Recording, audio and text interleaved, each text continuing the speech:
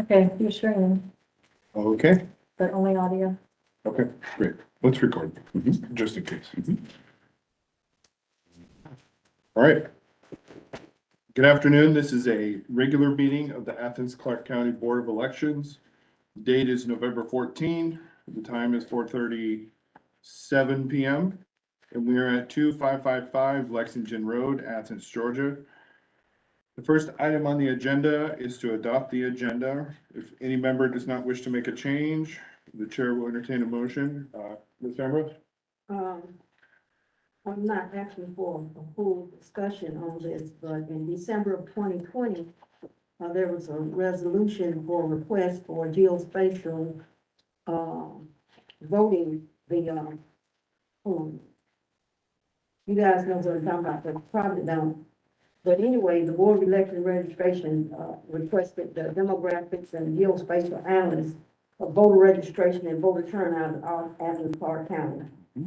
The Athens-Clarke County GS Department has been working on the analyst product since December of 2020. So, I would like that question on there, even if we can't get a complete answer on it today. Let's add it under new business. The manager's office is here, maybe they can speak to it when we get there. So let's, add that as a third item. Yes. I'm just gonna put GIS update. Is everybody okay with that? Okay. All right, given that change, the chair will entertain a motion to adopt the agenda. So, Okay, motion, Mr. Shirley, I think that was the second, Ms. Canberra. Mhm. Okay, all those in favor, raise your hand or signify by saying aye. aye. Okay, agenda is adopted. Next item on the agenda, which you'll find in your packets, are the approval of minutes. I'm hoping we could adopt them as a slate. I didn't see any errors, so take a moment to look.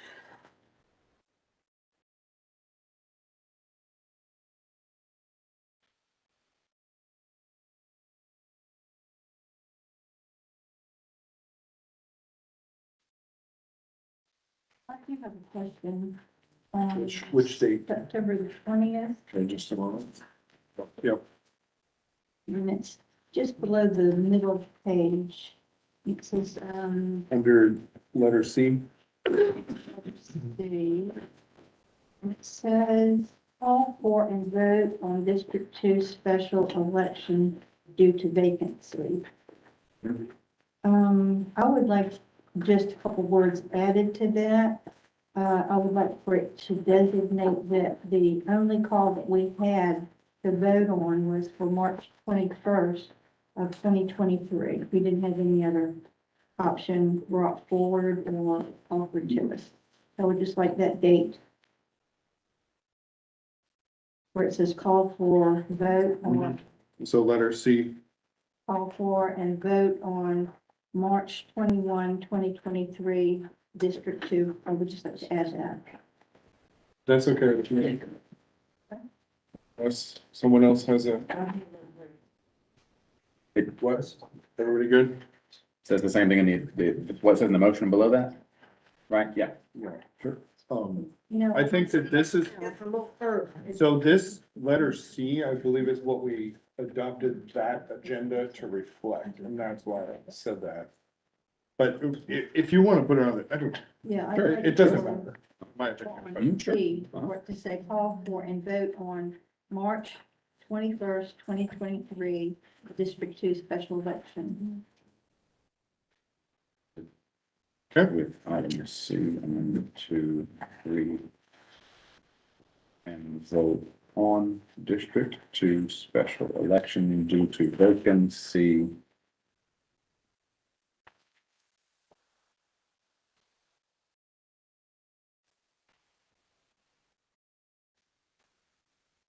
Okay, I'll read that back when the time comes. why don't you read that? Because, does anyone else have any other changes throughout the entirety of these minutes?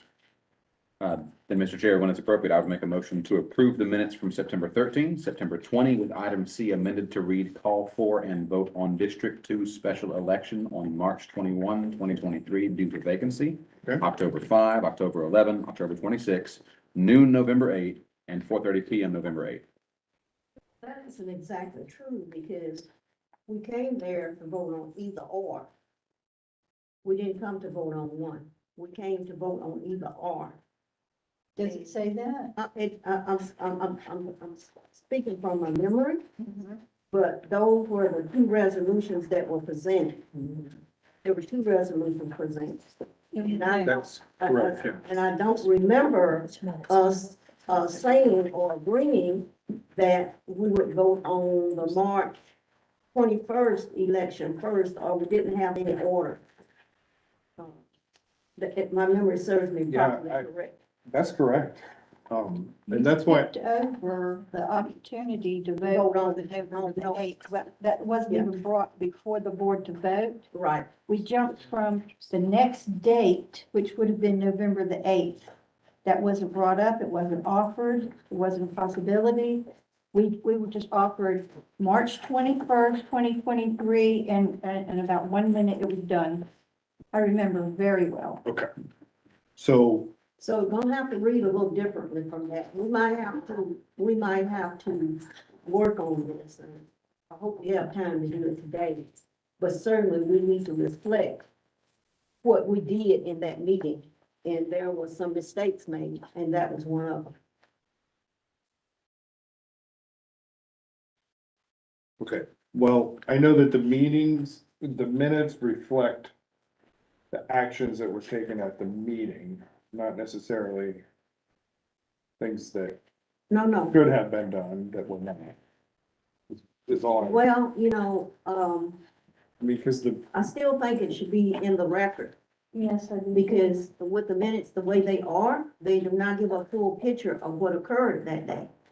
Because I And that's had, all I'm asking for. I had the anticipation of being offered the two dates, because the two dates were available for us to vote on, but the November 8th didn't even come up. It wasn't mentioned. It was skipped over. We were only offered March 21, 2023, and voted on, and it was done. We didn't even mention November the 8th, and I think it needs to reflect in our minutes that that was not offered, that only one date was offered. And when, who many voted on it, we didn't have any opportunity for anything else. So I think it really needs to reflect that. I have a question for the attorney and then Mr. Shirley. And again, I'll just say that I hear what you're saying, I understand what you're saying. But, attorney, this is the lead up to the question I'm gonna ask you. Is it true that the minutes should reflect actions that were taken, not necessarily actions that were not taken? Yes. The minutes have to, they're not a complete transcription of the meeting. They have to reflect who was present, when the meeting started, and what votes were taken, and who voted, how they voted.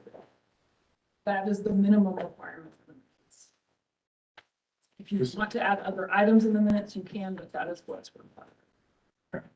So there's nothing to circumvent us from adding that to the minutes. I would need to check your bylaws quickly to see if there's any mention of minutes in the bylaws. I would just add that the meeting video is archived, I believe. Was it recorded? At least there was an audio recording. It's audio Oh, report. there's no video. Okay. Okay, if you're setting up a precedent for that, then remember in the future, if you want something mentioned and I don't agree with it, I can say, well, we'll go back to this meeting where you say it didn't need to be mentioned. I just want you to remember that. Okay, I'm not sure I follow what you're, I mean, you could make the argument that I didn't I'm vote to, asking that it be mentioned, and I don't know why there's a kerfuffle over just adding those couple of things That's- into the wording. I'm not against it, it's fine. Okay, Do okay. you have, Mr. Chair, I remember there were two drafts of possible resolutions that were prepared for us in advance of that. Mhm. And they were, if I recall correctly, they were a carbon copy of the exact same resolution. The only difference being the two date options. There was the one we ultimately went with, but there was the November, would have been November 8th option. And so we were presented with both of them. We were given both of them beforehand, paper copies of them. We ultimately went with one of them, but No, that you happened. and Rocky went with one of them. Only one Because you option did was not, I mentioned. reviewed that recording, because you guys did not, we discussed the 24th, and at the end of the discussion, you all asked for the vote on the March 21st. Nothing, and the thing about it is, you all did this without, asking the rest of the board what we thought, you know. What we wanted to vote on. We weren't offered the option, and in my mind, when it said we were gonna vote for District 2, and that's all that was said, that was my imagination to say we're gonna have an option of November 8th or an option for March. We weren't offered an option, and we are offended, because we feel like that should have been made clear in your minutes here, if that's what you wanted to do, was only offer that. And I feel like I was cheated. Mr. Chair, I'm in favor of the minutes reflecting what was accurate and what was presented to us. We were presented with two copies of resolution that could go either way. We voted a certain way ultimately, so I'm fine with it being presented that we chose not to go with this other date. Don't say we, you and Rocky. But Mr. Chair, I'm against it reflecting what didn't actually happen. I'm sorry, you in the chair, because I can play it back for you right now if you want me to. I don't know Well, why I there's a think that big deal about just putting that date in there. Why are you so offended? I'm not offended at all. Well, there seems to be, I didn't expect this big discussion about it. I thought that the way we usually conduct ourselves as a board is if someone wants to add something that's not contradictory to what actually happened, we usually agree on it. So I'm wondering why tonight, because I've asked for what actually happened in the meeting to just be reflected, what we were offered, because it looks like here that it's open, but it wasn't open. And I just want it to reflect what we actually were offered. You looked like you were gonna say I something. mean, the issue with that is, in every meeting, there'll be so many things that can be looked as a discussion. Where the minutes should just have our actions, otherwise you're gonna have pages and That's pages. not what the attorney said. She said that excuse the Attorney Pappas for speaking for you, but what we heard you say was if we wanted to add something extra, we have to have a minimum.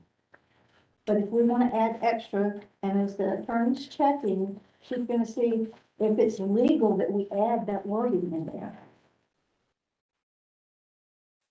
Well, to move forward, I'm okay to add.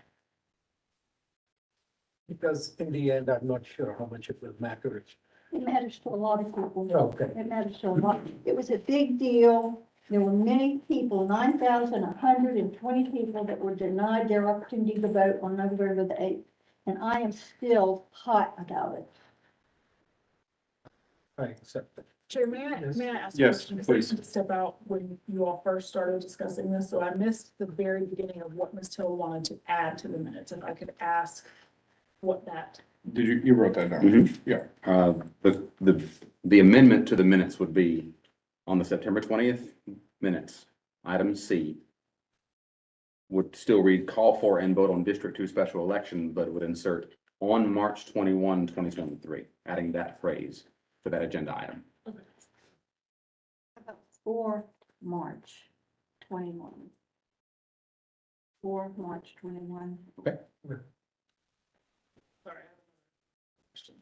There was some discussion about resolutions and what resolutions was there a question about what resolutions were given from the attorney's office to the board, or did that question? It seems that do we disagree on what was presented to us and what we had, what was available to We us? do know for a fact that there were two resolutions sent.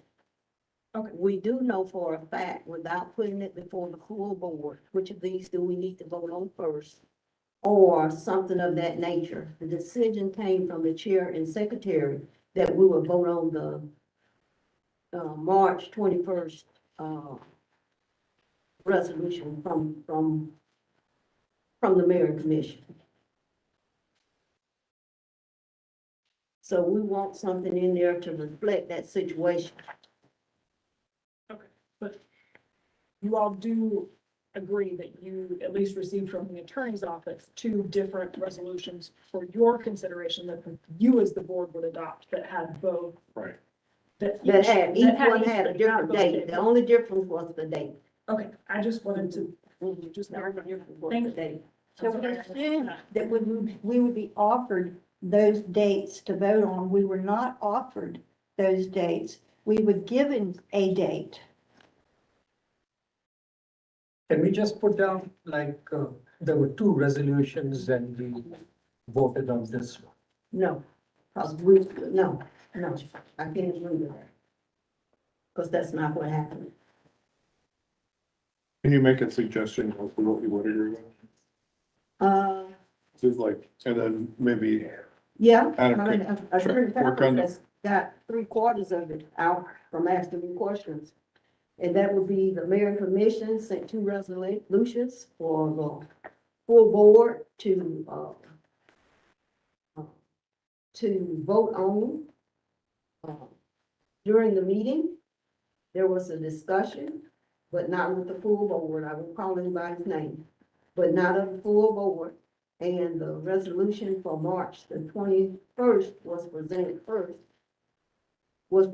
first to the full board, which for me, I would have assumed, and it was really a bad night, so much was going on.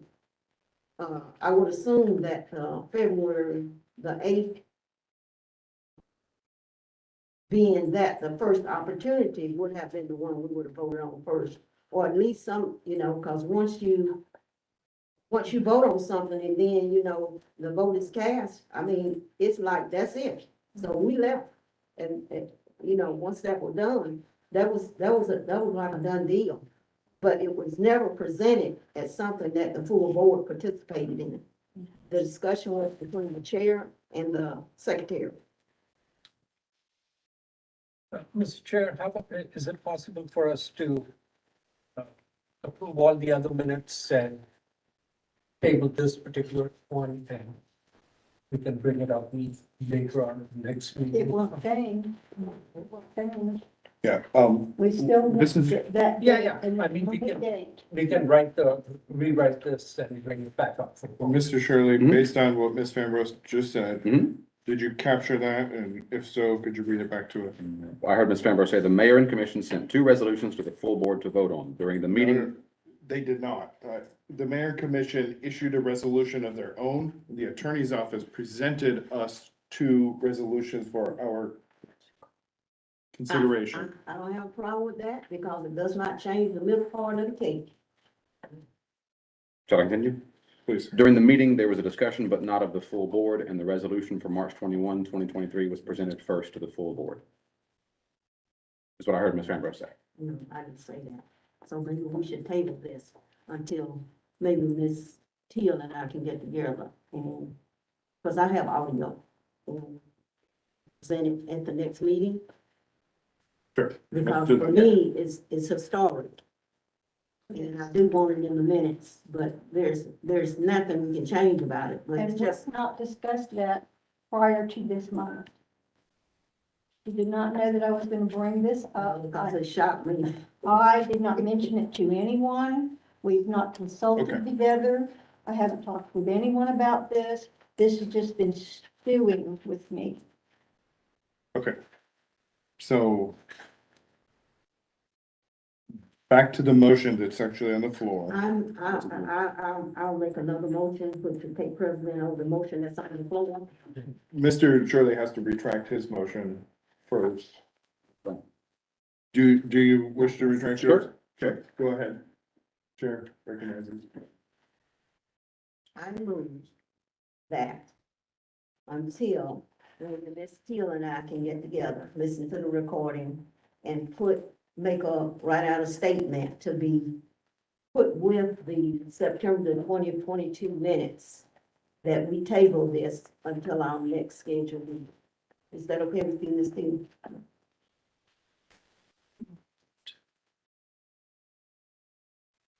You have any thoughts on that, Attorney? How you doing? My suggestion would be if all of the other minutes are okay to Yeah. approve those minutes and maybe the table approval of the September 20th, 2022 minutes until the recording can be reviewed by all the members. That's what I was getting at. Yeah. Yeah. All right, so that did not get a second, so we go back to your original motion. Actually, we don't. Did you ask for a second? I didn't, actually, but that's not, the motion should be to table that particular, That particular and then one, a yeah, separate motion would be, to approve the others. Okay, so what are we voting on? so Ms. Fambro made a motion to table the minutes from September 20th until the Next schedule. December regular meeting. So at this point, that's the motion on the floor. Let's have a second, second by Ms. Till. And then now it's open for discussion, so if you'd like to repeat, we all heard it, or if you. Okay, yeah. Is there any other further discussion on tabling? Okay, all those in favor of tabling, raise your hand or say aye. Aye. Aye. Any opposed? Okay, those particular minutes are tabled until the next regular meeting in December. At this point, the chair will entertain a motion to approve the minutes from September 13, October 5, October 11, October 26, November 8, and November 8. So moved. Okay, motion, Mr. Shirley, second, Ms. Till. All those in favor, raise your hand or signify by saying aye. Aye. Aye. That is unanimous. Those particular meeting minutes are approved.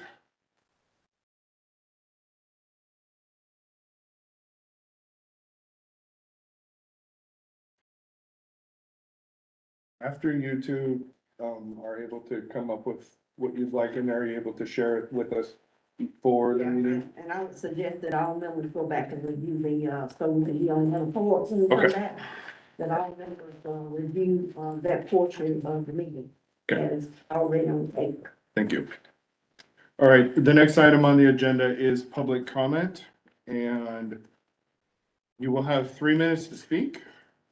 What I will do is set a timer, call one person, and then let the next person know that they are up next. So the first person on the list is Mary Songster, and then after Mary is Jesse Evans. And since we're in a small room, just go ahead and stand up in your place, and your time begins now. I'm here to ask if y'all would not expand the hours of early voting for the upcoming runoff. I believe it would be short-sighted. And at this point, we can't hire any additional people or train them in time to work the election. We're locked into the employee group that we have. What the work we do, I'm oddly nervous, I apologize. Usually I'm not, I talk all year off. I feel like the work we do is intense and really important. And we want to do it well, and we want to do it, like, we want to do this for the election. But like, I can't think of other things where you would, squeeze the workforce so hard in this, if staff or us. Like, they don't do this to nurses, firefighters, pilots. Like, a nurse works 3 12s and then gets 4 days off.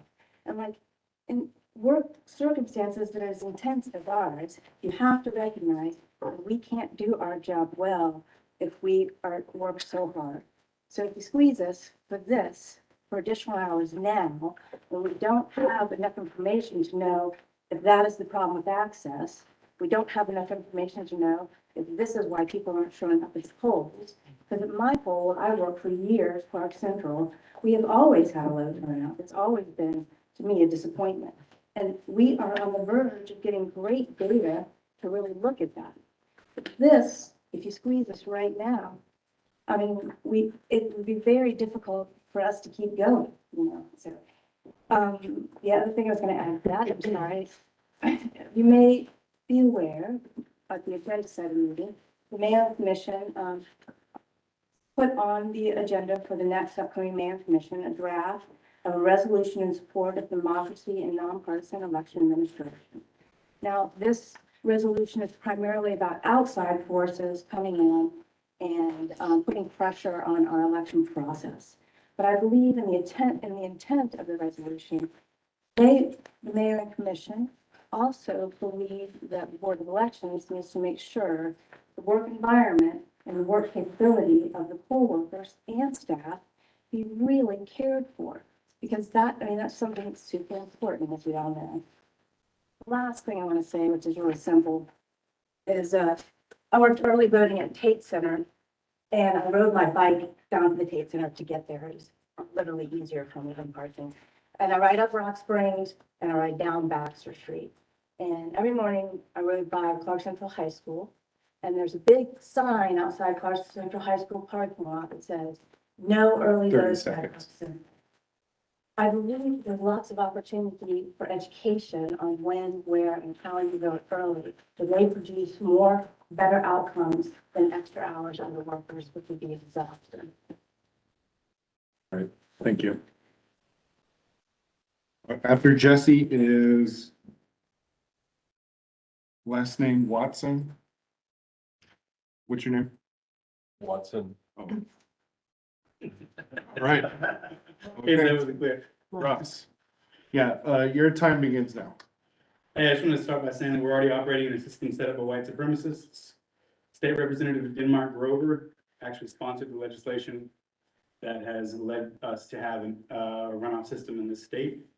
And he's quoted as saying, "We have to go to the majority vote because all we have to have is a plurality in the Negroes and the pressure groups and the special interests are going to manipulate the state and take charge." That's from the person who pushed this state successfully, who is a segregationist, a state representative, who pushed this state to have runoff elections instead of allowing plurality to select the winner of our elections. Georgia Secretary of State and his chief aide both come out publicly on camera and saying that we would have Saturday voting during this runoff. And then 2 days ago, the Elections Division Director for the Georgia Secretary of State's office sent out a memo saying that SB 202 prohibits us from having Saturday elections for this runoff. Because the only Saturday early voting option that we have for this runoff follows a Confederate holiday memorializing Confederate General Robert E. Lee. That's a state holiday. The ACLU says that the statute doesn't actually prevent Saturday voting in this runoff, so they're saying they're wrong, that the Secretary of State's office is wrong about this. Additionally, Mark Elias, a nationally renowned voting rights and elections attorney, also says that the election bulletin issued over the weekend presents a misinterpretation of the statute, and he's going to pursue any legal means necessary to make sure that we have a Saturday voting for this runoff. The mission statement of the ACC BOE Board of Elections reads that the ACC Elections Office shall serve all members of our community, as well as our local, state, and federal governments. We'll be sure to consider and meet the needs of groups of people who have historically been marginalized and oppressed in our community. The ACC Elections Office shall maximize voter and community participation as we ensure access to free and fair elections and protect the integrity of the elections process. End quote. We must maximize early voting opportunities for our community. We should offer early voting every day that we can in Clark County. We should have it for as many hours as possible each day. We should have it offered at as many early voting locations as possible. Some will say that work done by poll workers and election staff should be a reason to limit early voting opportunities for this runoff election. This would reduce access to the vote. This would be an act of voter suppression. 2020 was a long, challenging year for elections. Poll workers, elections workers, local boards of elections, et cetera, were all doing a lot more in 2020 than in 2022.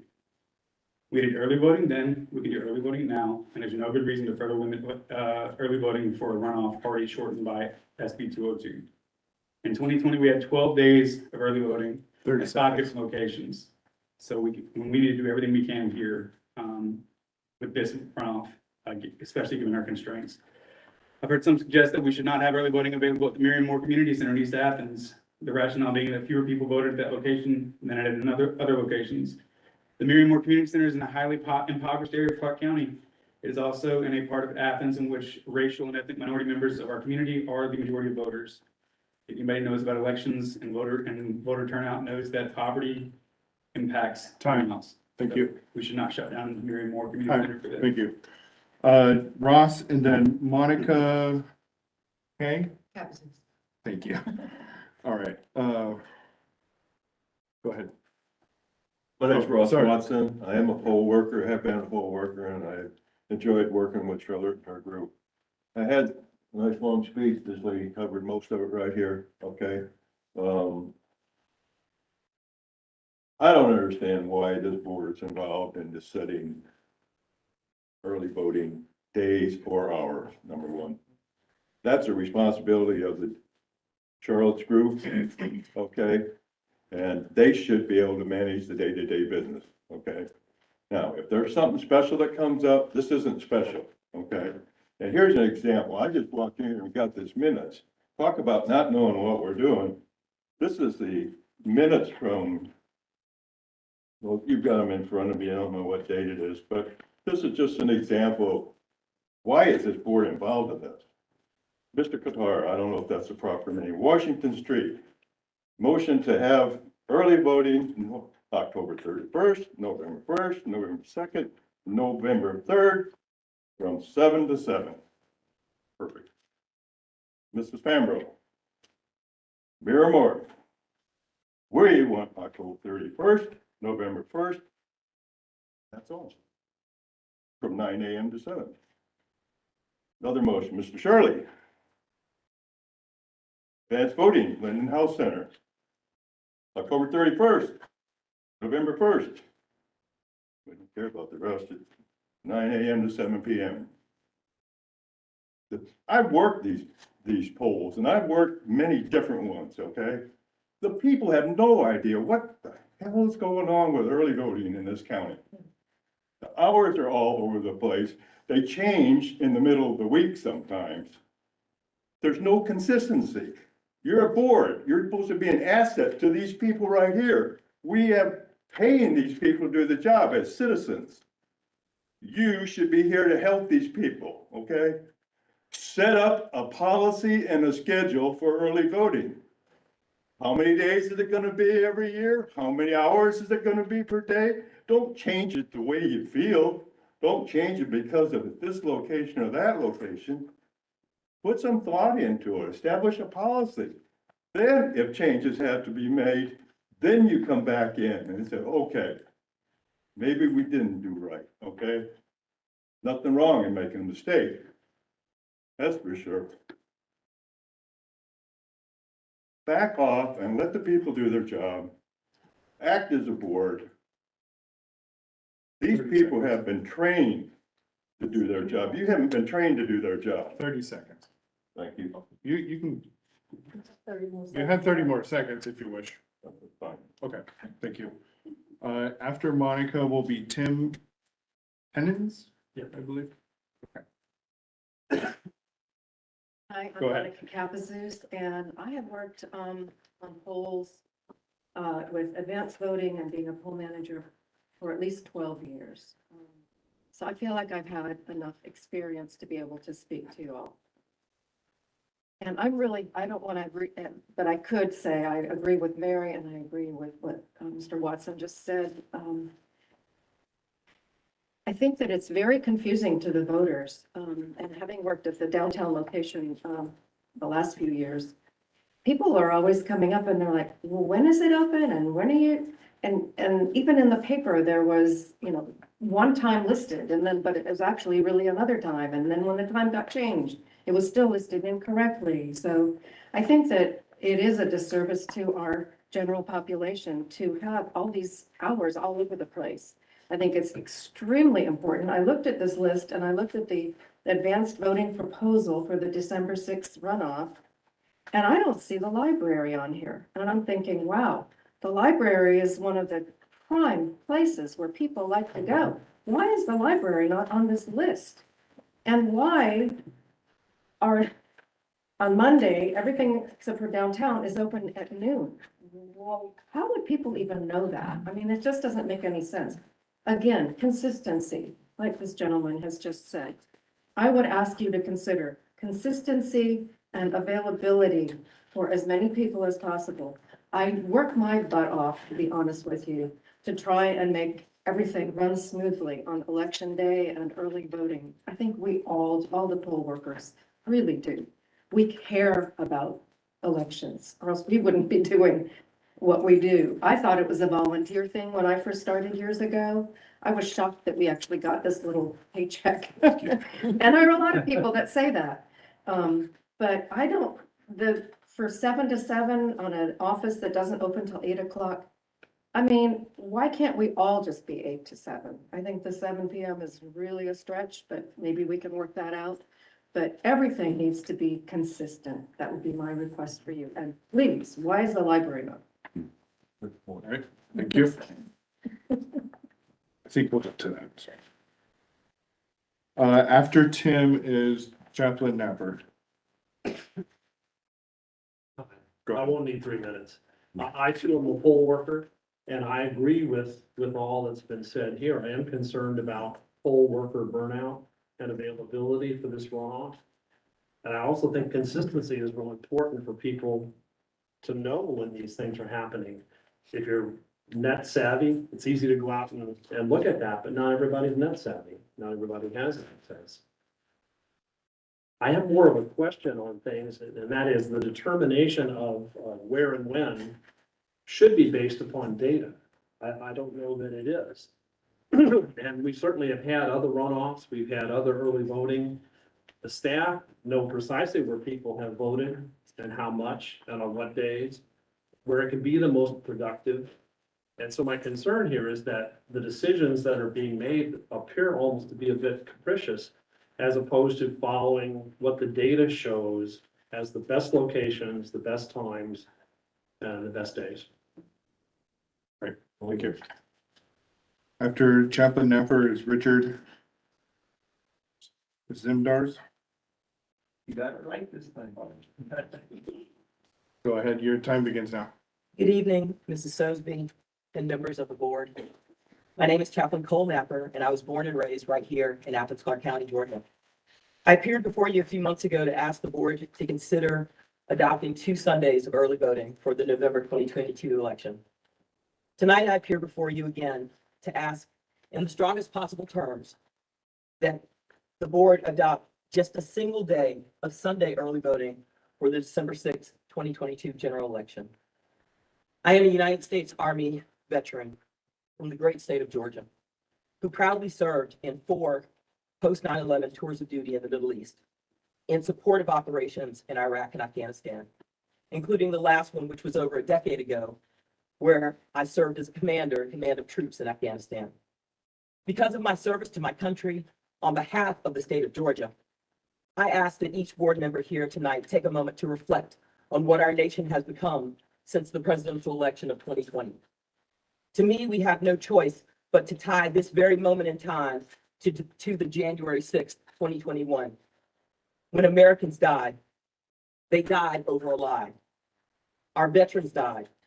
Our police officers died. Yet still, there are people who try to normalize this. It is shameful. By standing here today in Athens, Georgia, I hope to appeal to our better angels, to declare that that dark day is not who we are as a country, nor who we want our children or our grandchildren to be. Since our democracy is still on the line, we must insist on remedies that can mitigate the damage done by SB 202, which has gutted our voting protections. Today, I stand before you as a 50-year-old Black woman who was born during the civil rights sweet spot in this country. Only 3 years after the Reverend Dr. Martin Luther King Jr. was assassinated, and born in the same year that Clarke Central High School, my alma mater, became the first racially integrated high school in Athens, Georgia. Because of being born in this sweet spot, my life has been filled with nothing but privilege. I've never known the pain of segregation that many of you born after 1970, before 1970 were. I've known the privilege of education. And it is precisely because I am so very, very, very well educated here in Georgia, home to the University of Georgia, where both of my parents were able to earn multiple advanced degrees in education, that I know and understand the critical moment that we are in our nation's history. Because I am from Athens, Georgia, I bleed red and black. And I know what we are capable of doing during ordinary times, But these are not ordinary times. These are extraordinary times. And extraordinary times call for extraordinary leadership. Back in August, this body collectively stood up and did the right thing. Your actions made a huge positive impact on the general election. And I ask, as a Christian and faith leader, I ask that you be the bold and courageous leaders that you are, do the right thing and give the people that last day of Sunday early voting to help offset the incredibly negative impacts of SB 202. Time. Thank you. After Richard, we have, the pen ran out. Starts with a J. Tammy. Okay. After Richard, Tammy. Go ahead, Richard. I, have a question which may not, I'm not allowed to ask here. You know, I'm curious anyway about, Richard Zimdar, 181 Clyde Road, Athens, 30605. That's the address I represent. The second last page of the handout has got, proposed advanced voting proposal for December 6th.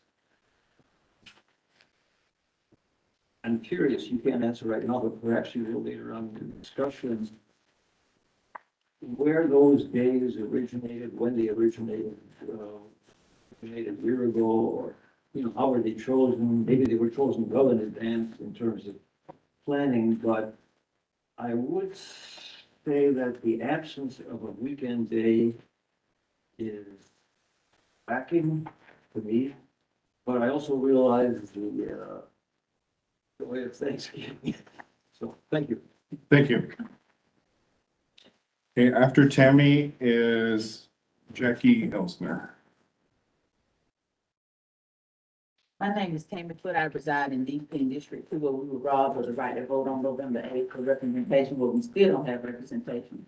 But I ask you all to not close the Miriam Moore Center and any other election sites that are in the Black communities to give us an opportunity to vote at that time as well. Thank you. The last person is Jackie Elsner. Is there anyone else that wishes to speak that has not? Doesn't appear so. Go ahead. I'm Jacqueline Elsner, 315 Colwell Circle, and I've attended board election meetings since 2018, and I've heard from 4 new poll workers. And yes, the board's responsibility is to set advance voting. And I really get it that y'all are exhausted, tired, burnt out, and what I have done is talk to voters who are registered but don't vote very frequently. And they are around 8 a.m. to 5 p.m. And why are these dates chosen and why is time chosen? SB 202 did that. It's not when our county has done it. That is what SB 202 requires. And the most they will allow, they said the week of November 28th to December 2. That's what the law requires. I think the Sunday voting, y'all do that, is vital. I think having consistency, I would agree that the early voting is just all over the map. People have, the voters who vote, they know when they're going to go. The voters who are infrequent, which y'all haven't seen consistently for the 12 to 15 to 20 years you've been poll workers because they're infrequent voters, they've got no clue. But we want them to get engaged. We want to find out why not. And what's been your experience? And then what can help you become a regular voter? That's key to Athens-Clarke County's commitment to our own, everybody has a chance to say what they want. So if y'all, I do see consistency here, 7 p.m. is very important. We talked to one man who works 3 jobs. When we told him Sunday voting and it was 3 o'clock in the afternoon, he goes, I could do that now. He literally worked 3 jobs. So you have to talk to the people who don't come to you. Because we're open when they're not available. And they're not sorry, lousy, uncivil, committed Americans. They're simply people that are trying to put their life together, pay their bills and take care of their kids with 3 jobs. Thank you. Thank you. Okay. We don't typically respond. I'll just say that a lot of the questions and comments that were made will be addressed here shortly, so hang tight. The chair now recognizes the director for her report.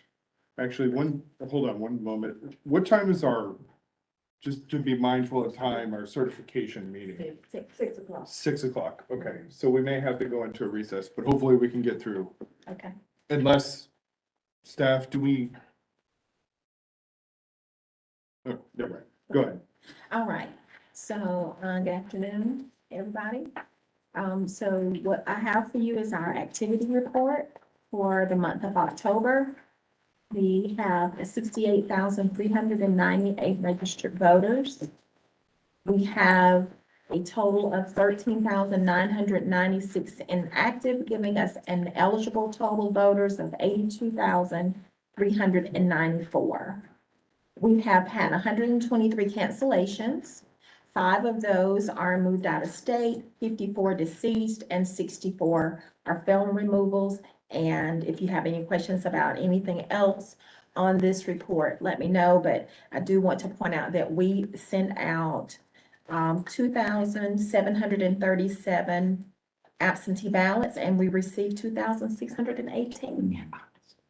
That was just in October. But after or during the certification, you will get the numbers of how many we actually had returned. So that's all on the activity report. The next item is our audit. It will start on the 17th. That is actually this week. Yeah, so we're. 17th of November. Yeah, of November. And we will start here at 9 o'clock, and we will be auditing per the Secretary of State's request. The Secretary of State race is what we're going to be auditing. And all of that information will be sent to us through a system called Arlo, and we will begin our audit here. It will be right here in this room. Okay. Absentee ballot mailing. I worked last week on trying to get our ballots proofed and our reports proofed. Stayed a little late, but I wanted to make sure I got it done.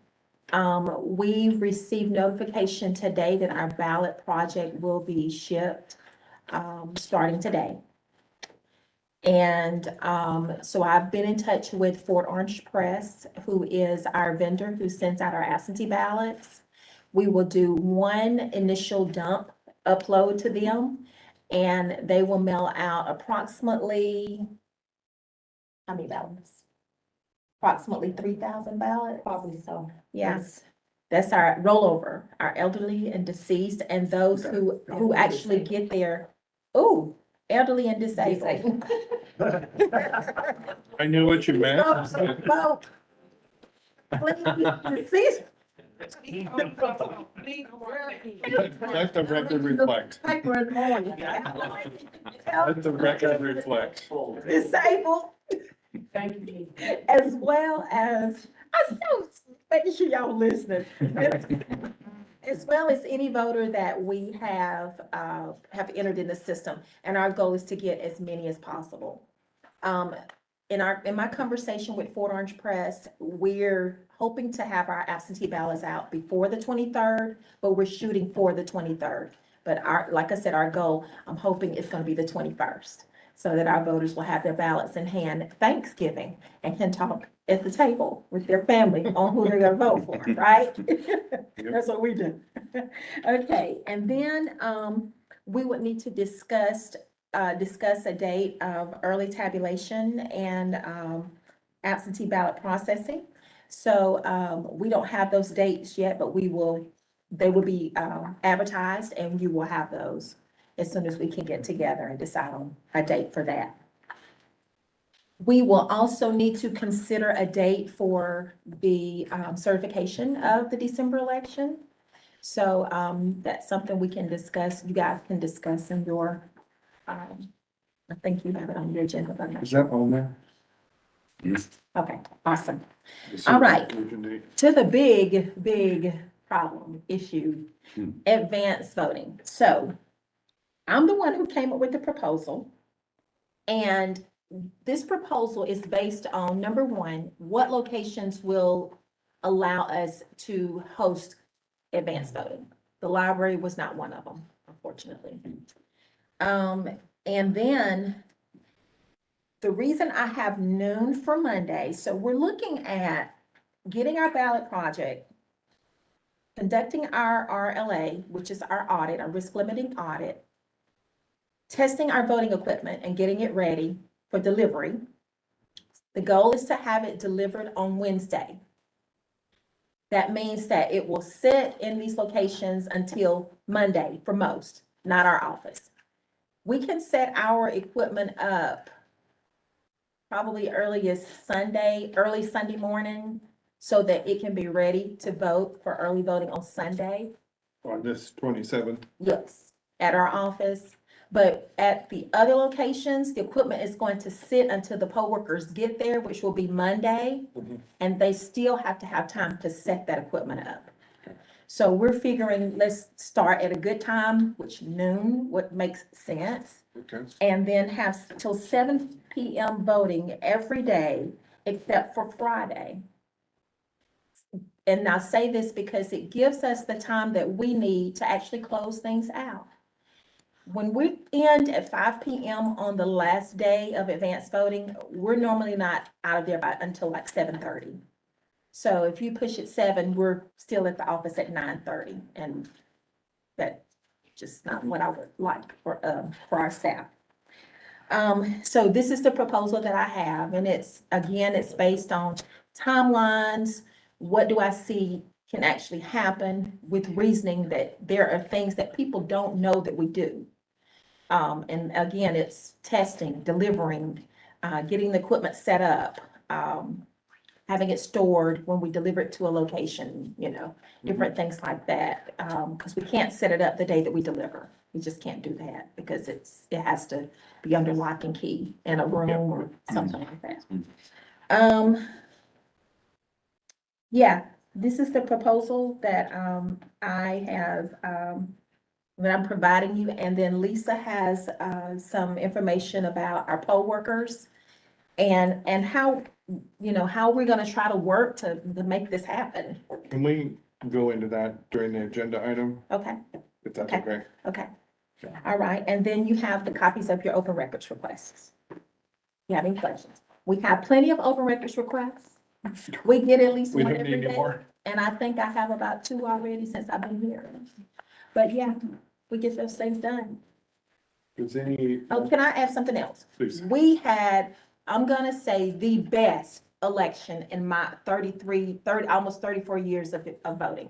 The best election. And it goes to, number one, our poll workers. The time that they spent in training, learning, all the different changes that took place, Senate Bill 202, any change in the processes, they grasped it. The paperwork was immaculate. I'm gonna say I was so proud. It took me maybe an hour, 2 hours to do canvassing. Never in my life have I done that. Our area managers had come up with a very organized process of the binders. Some of y'all get to see that when you're collecting the They love supplies. it. They love it. I mean, that the poll workers were, their attitudes were just so, I mean, you could tell they were so appreciative and realized the importance of what they're doing.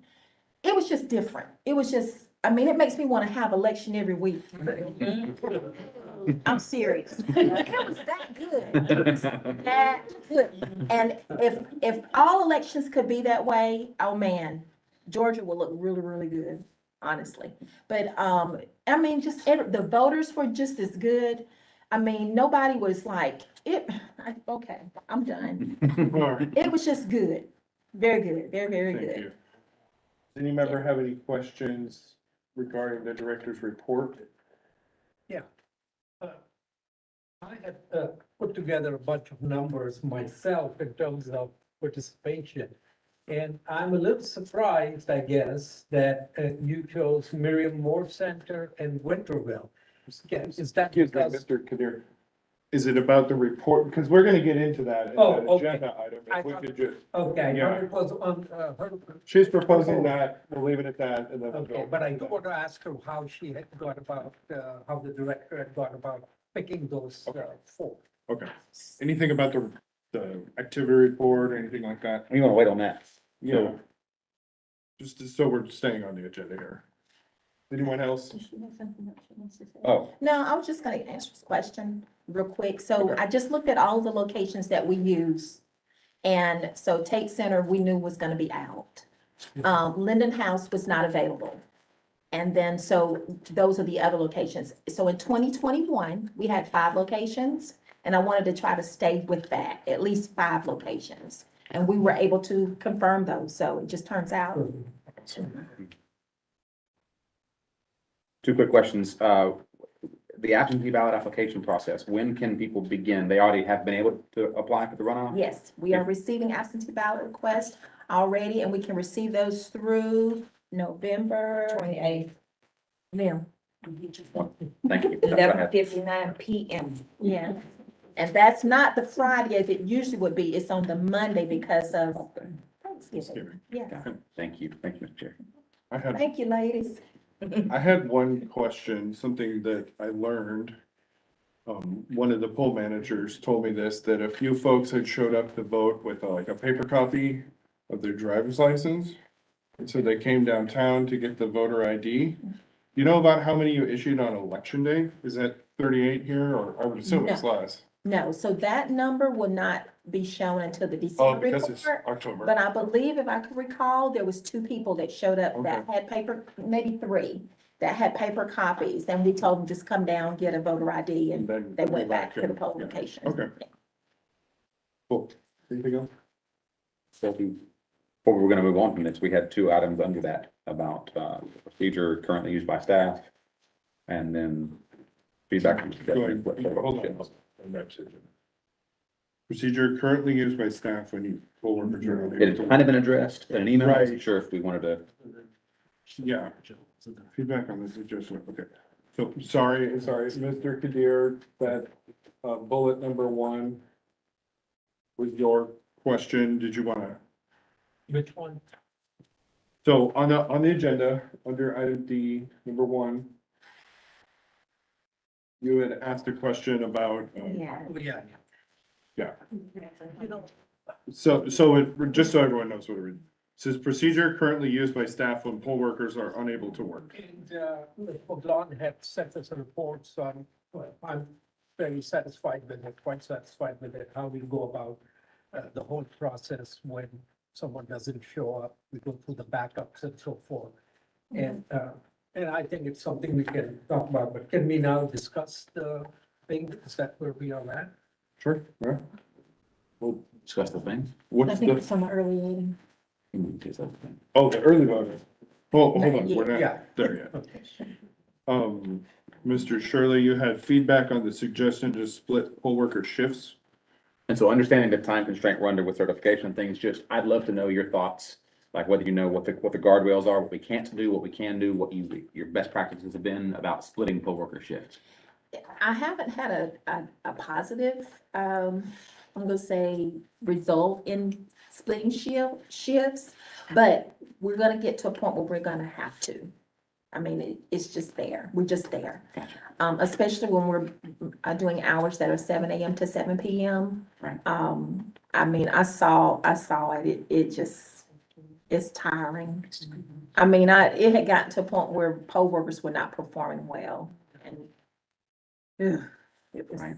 yeah, so we're gonna have to figure out something. Gotcha, okay. Because Thank it's you. going to require changes in how you train the staff and how they are Yes. allocated, so. Yes, it's gonna be difficult to do that with a manager, but like for assistant managers and clerks, we can work something out, but yeah, we'll do what we can. We need to look into that change for next, for subsequent to that. Yes. You think we should add this to December agenda?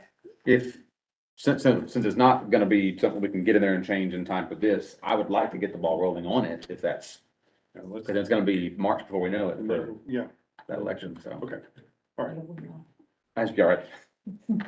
The next item on the agenda under new business is item number 1, which is vote review panels and duplication panels for the December runoff. Um, I have spoken with the vote review panel and the duplication panel from the November election, and they have all agreed to show up again. There we go. Hallelujah. Nobody said they couldn't. Do we need to take any votes or any action on our appointees? I think the best option would be to just make a motion that the panels from November will continue for the December. All right, the chair will entertain a motion to continue the panels from November for the December runoff. I so moved. Motion, Ms. Till, with a second. Second, Ms. Fambro. All those in favor? Aye. Raise your hand, say aye. Okay, there we go. Advanced voting hours and locations for December runoff. Mr. Kadir, since you jumped into it, would you like to go first? Absolutely. And as always, I'd like to address some of the questions that have been asked and answered. I think, much to Mr. Raffles' dismay in the past, I'm a minimalist. I have tried to propose as many extended hours, as many days as I can, because the data is not there. Data is king. Plus, just a couple of thank yous as always. We can never thank Chaplain enough for the service. We have done, Ms. Elster, what you do by knocking doors and get people coming in. I can never thank you enough for that. Thanks again. Mr. Evans, thanks for all the work in the past. And you're absolutely right about in the past, suppressing votes, marginalizing people. But just because we have outside agencies, alias law group saying, I cannot take that into account. I have to go with what the Secretary of State says, unless the judge comes in and says, yes, we can now have election 24/7 or whatever we want. So we cannot consider those dates as you might have alluded to. And what I'd like to say to both Ms. Monica and Mr. Watson, that I agree with that. These hours should not be changing. We shouldn't be just bringing in hours and changing because there is no way for people to find out within a matter of a week. We should be staying very, very consistent with it. And I took the trouble, I don't have it for the people here, but looking at 2020, 2018 runoffs, the participation was fairly good in 2020, over 50%. 2018, which was an off year, kind of like this one, was 25% almost, very low. And I even took the time to look in to see where the African-American participation was, which precincts were open, or which precincts the voters came from. And I would have liked to have a precinct open more closer to 2A and 2B. Those are the precincts. I don't know. I don't believe these precincts help because they're not close to them. But I absolutely agree with that. We keep changing. The word doesn't get out, and I can't remember who exactly said the most important thing we have to do this starting January 1 is find out why people are not coming to the polls. We just because we are able to open up every poll all the time doesn't mean that is the only way to bring it in. We have tried that every election. We have been here. We keep trying, adding hours, extended hours, Saturdays, many Sundays. It doesn't work. Because we are not reaching to the voters in the way they need to be reached. I'm sure I actually don't have the answer. I don't think that's the staff's job. Maybe the parties are not doing their job. Maybe the special interest groups are supposed to get the people out. They're not doing the job. I don't know what the answer is, But that is where we have to start looking. And I like that consistency in the number of days they have been decided. This Sunday, people talk about Sunday after Thanksgiving, Saturday, we have a game. People come back on Sunday. If the director has proposed 11 to 5, well, I'll go along with it. Normally, I would not have.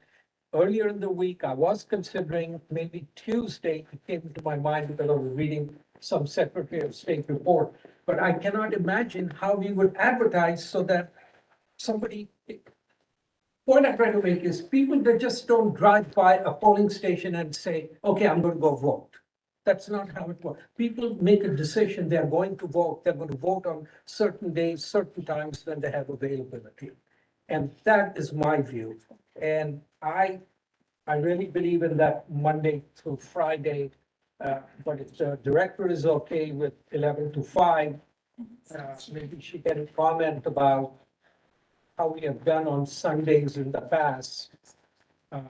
That I would not go against the staff recommendations unless there was something really holding out, but I'm keeping my mind open. If you all have good reason to tell me by adding more hours and more days above and beyond what the staff has said, definitely willing to take it up. Thank That's you. all I have. Great. Would anybody else like to? Well, I would. Okay. You know, I take a different view, from, Hank. Because for me, in the position that I serve in, it is my job, I see my job as accessibility, access to the polls. And I see that for the people. You know, we can run the numbers all we want to, but every election is different and has been different. And I think that the things that Ms. Elsner and her group is doing is helping to bring more people to the polls and to, you know, I can't remember how many years we've had Miriam Moore, but I would almost promise you that the numbers have improved since we had it, and they continue to improve. Because people have to get used to, first of all, they have to get used to going to a poll period and voting. And I think what they do consistently to encourage people to vote and find out why they aren't voting. And to a degree, I feel like it's on us as a board to, cause when the manager and assistant manager were coming in, on election day, I got the number that had showed up, I got the numbers that had showed up at the poll for that day. And I had in mind the fact that we need to look at these particular numbers. Because what are we doing to increase that? And at this point, we aren't doing anything. We don't have any advertisements. We don't have any people on the, boots on the ground except for groups like Ms. Elsner's.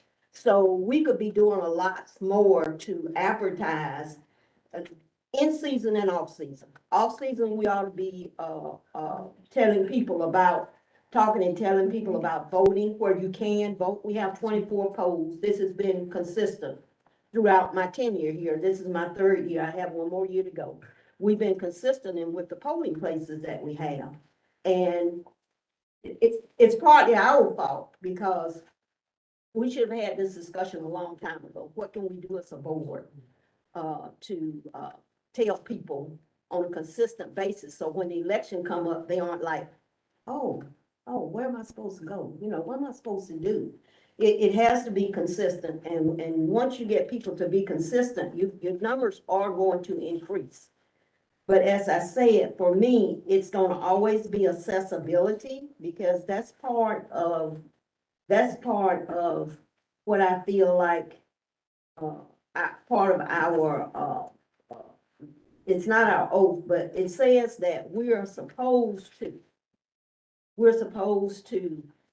look at the marginalized people and the people in those categories, and we're supposed to do extra stuff to help them to be able to vote. And when we don't do that, you know, we're saying that, hey, this thing that we decided to do over here and say we were gonna do it, we can throw it in the trash can. So for me, it's not about the numbers. The numbers play a big role at the end of the day when we find out who's gonna be that congressperson or that, senator. But actually, I'm working toward always working toward accessibility. And that's what I want to happen is accessibility. And to work on how we can help people or, we gotta send out some kind of survey or something. And Athens-Clarke County has sent out some surveys about certain things, so that's not even a impossibility. But, that's where I stand. So, I'm good with what everybody has said. okay. Mr. Shirley, I'm happy to go. With respect to the advanced voting hours, I like what we have before us, what's recommended to us. It could always be better, but I know we're limited by the advice on what the law states about Saturday, which it really bothers me because we've had really good turnout on Saturdays. And I think it'd be great turnout on, I would think people being out and about for shopping, they would be more likely to say, let's go back and buy and vote maybe, or they'd see it and say, I'm gonna come back and vote another day. But if it's pretty clear that Saturday is off the table, and it seems like it is, it really bothers me, the reason that it's off the table. But that's the system we're in. I like the way it is. The locations, the dates, the times, sound good to me. Okay, great. I too, as well, like what's presented. I'd like to make a couple suggestions on additions, but, first I'd like to address something that was said during public comment. It was my intention, and I believe I mentioned it to other members, just in casual conversation. I'm hoping the board could adopt a resolution or a policy in January, February, kind of just saying like, general elections, these are the locations, these are the times. So we don't have to have this conversation every single time. Yeah, I think that would be really helpful. It would help just move us forward. If it's a special, it's during these times. And we can have that conversation, vote on it. The next, combination of board can change it if they wish, or if we have a situation due to a building not being available, we can deal with that then. But then you can just start your work. You don't have to wait 4 days for a meeting and all that. So hopefully we can do that January, February. So that is what I wanted to say about that. I was hoping that we could indeed hold voting on that Saturday, the 26th. I'm a little disappointed in this guidance letter that came out on Saturday from the Secretary of State's office. And I find the timing of it a little interesting, maybe is the word I'd like to use. There were some other things that happened in a few other states in this country on Saturday afternoon, and then this bulletin came out. It's a little coincidental to me, but I did receive, well, we all received a letter from the Elias Law Group, and their opinion is that the guidance that was put forward by the Secretary of State in this official election bulletin is incorrect. Their interpretation of the law is that it does not include special elections. It only mentions primaries and elections. And if we all remember back to SB 202, our early voting period used to be 9 weeks. Now it's 6 weeks. And what happened 6 weeks before December 6th every single year since the beginning of the calendar? Thanksgiving. So draw your own conclusions there. That's what I think about that.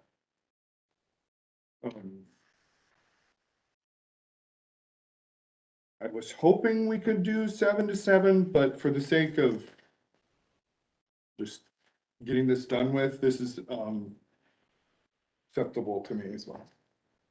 Chair, may I? Yes.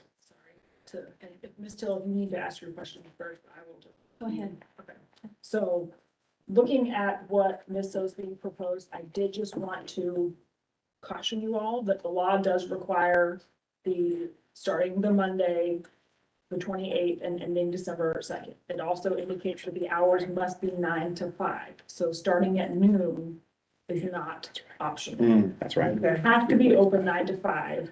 You can open and have extended hours that are not greater than 7 a.m. to 7 p.m., but you have to be open 9 to 5, starting that Monday. And Okay. that Friday, so. Do you mind if I ask a follow-up Go question? ahead. Okay, so my question is, can we get one machine going at each, or does it have to all be going? I, You can given do- that's, You can do one, obviously it's not optimal, because if you have a line waiting, how much longer are they going to wait? How much more stressed are your poll workers gonna be trying to get all those machines and everything up and running while people are waiting on them and watching, and Mhm. that's difficult. So, yes and no. given that, then. Ms. Till had a question, and then Ms. Fambro, and then Mr. Shirley, and then I'll make my comment, so. Okay, it's for Director Sosebee. Can you give us some numbers, guidance on a runoff? You've done this a couple of times. I'm sure when you suggested this schedule, you had that in mind. Yes. Do you maybe want to fill in a little bit of the blanks and explain maybe a little bit further about why you did this and you didn't do that? And Yes. I see that we have a Sunday, which is good. Yes. Do you want to just talk about that a little bit? Yes, so when we had an election like this, the last time it was 2021, January 2021. And so that election specifically had a higher turnout than most runoffs. So I knew we needed to present as many days and times as possible, but at the same time, what kind of locations we have and how many workers do we have that can actually be employed during that time. That's how I came up with this and the need to have all of these locations. Because if you recall, in the runoff that we had in June, we only had 2 locations. We had the elections office and the library. And we didn't see there was a need to because the voter turnout, and it was a low turnout. But we expect at least just as much of a voter turnout as we had in the election that we had last week. We do expect that, if 10% less maybe. Okay. So that's why I came up with this, and then the noon, I forgot about I think that was a that great part of, intent, but. yeah. Senate Bill 202. I forgot about that.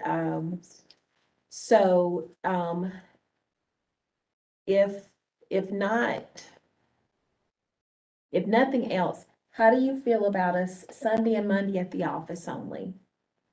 And then Tuesday, Wednesday, Thursday, Friday at the other locations? We've got to figure out how we can get this equipment up. Mhm.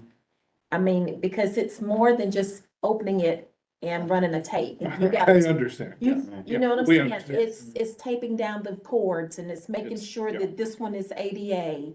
And, it's a lot to it, so. So, attorney, having the elections office open, does not satisfy? Does the law say pulling what is the wording?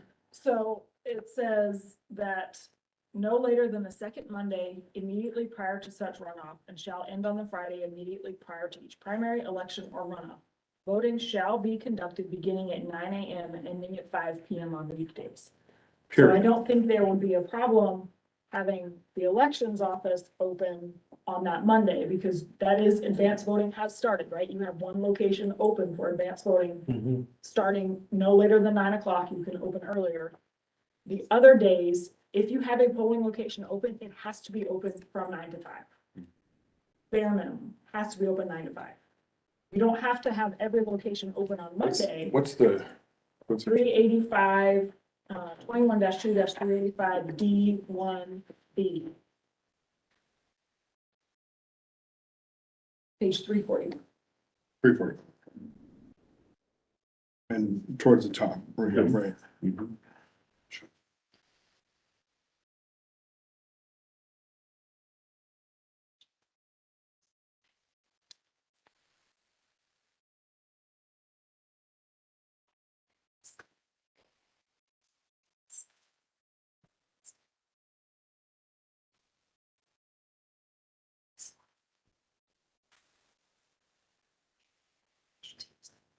I think Ms. Van. Yeah, I had a question and a comment here. I've had some people that call me about, 27. Quiet, please. I've had some people to call me about the 22nd and the 23rd. And, if those are possibilities, could you lay out, what is the obstruction on those? As what you did, Director Salisbury, for, Ms. Teal, in explaining the conditions, because I understand just from sitting here, that, for some reasons, it won't be, possible. It will probably be an impossibility, such as equipment and having equipment being locked up and having a stretch in there. But I think when people are given reasonable explanations that, they fare better, they feel better about it, if a person is presented with a situation that is near an impossibility, then we've done what we need to do. Yeah. And let me explain too, we can get the equipment, we can work on getting the equipment in these locations on Wednesday. The only location that we will have difficulties with is the tennis center. And I forgot to mention this, we can only get inside the tennis center at 8 o'clock. So voting can't really start at 8 o'clock. So do we want to be consistent and change everybody to 8:30 or 9? Or wait a minute, you still have to set up. Oh, okay, so can we just not do the tennis center? Start on Monday. Let's start the tennis center on, don't do tennis center at all? I think that's when we get into this, where is it, who is it, what is it, confusion, Okay, right? if we change times. I mean, I'm okay with scratching the tennis center Okay. personally, but I don't know. It's a great, the numbers are great, the turnout's been great. Very They good. really are. It's our best performing location. Yeah. But I totally agree with you. Sorry, I jumped in. No, it's fine, May I mention something? please. We know that in a lot of the, inner neighborhoods, transportation is a problem for some of us. Mhm. But the comment that I want to make is that the tennis center, where they are situated, almost everybody got a car. And I don't mean to sound cruel or flippant about it, but Important to note, there's no bus to the tennis center. there is, it's not a bus to the Yeah, tennis right. center. But there's a bus to Walmart. Okay. It's a long walk. Yeah, it's a long walk, but sometimes maybe people who live in these inner neighborhoods shouldn't have to take the brunt of whatever's going on. Maybe some of these other places like the tennis center can, ride by and vote over there, because we all know all these places are safe, they're secure, no problems going on, it's peaceful. So, I mean, if we have to, leave out the tennis center, I still keep in the back of my head that a lot or most of these people who are going out there have transportation. Okay, thank you. Chair Raffle, I wanted to mention something else that I think will also go to, Ms. Farnborough, your question about how we pick these dates and that kind of stuff. I did also want to mention that 21-2, 385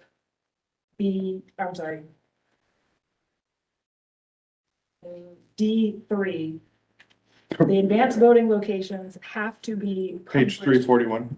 Yes, 7 days prior to the voting. And with our legal organ being the Athens Banner Herald, we have certain deadlines in order to get that information to the Banner Herald. So that also goes into Ms. Osby's calculation of when we can start by being able to have those. And then if the Secretary of State's office is not certifying until November 21st, that also goes into. And I think we should make that very explicit, because some people may have the attitude that some things are done on purpose. But I think that when we're getting our message out there, we need to be very, plain about why this is happening. I think that, it would be more accepting in some neighborhoods if we could do this. even if we, we have, black media around, we have several people. So, and black and brown media around, so why not, when we're making decisions like this, go to the radio station? I know a young lady that has a podcast, and I know everybody listens, to 92.7. Well, not everybody, but the people that you probably want to reach. So I think that it's lack of information sometimes that people have certain attitudes about how they're being treated. So I think we need to do a better job on that. Well, I'll tell you, we spent almost $10,000 in advertising at all those radio stations and our billboards. So So, it's out there. I'll talk. point of privilege here, I guess. We need to, adjourn or recess, Yes. excuse me, Yes. for our certification meeting. We'll come back to this conversation, I guess. Well, we have folks here, so we need to take care of that. So an hour How does that or work? less. Recess a meeting to have. We got, how many ballots need duplicating? I think it's like. About 25 ballots to duplicate and then running those. How many absentee ballots, cures, anything like that? She's probably here somewhere. They were finishing up when I left office at 4. Okay. And it's just curing those and just processing them. They were curing them Okay. there. They were taking care of So the peers. maybe an hour. Let's say 7:15. Okay, We'll come back. Okay. okay. So the chair will entertain a motion to recess this meeting until 7:15 Okay. PM, November 14th. All the, So moved. thank you for helping me with my words. All those in favor? Aye. Okay. This meeting is now in recess. Now, Aletha, do you have the agenda for the? I know. Holiday. Yeah. That's Saturday.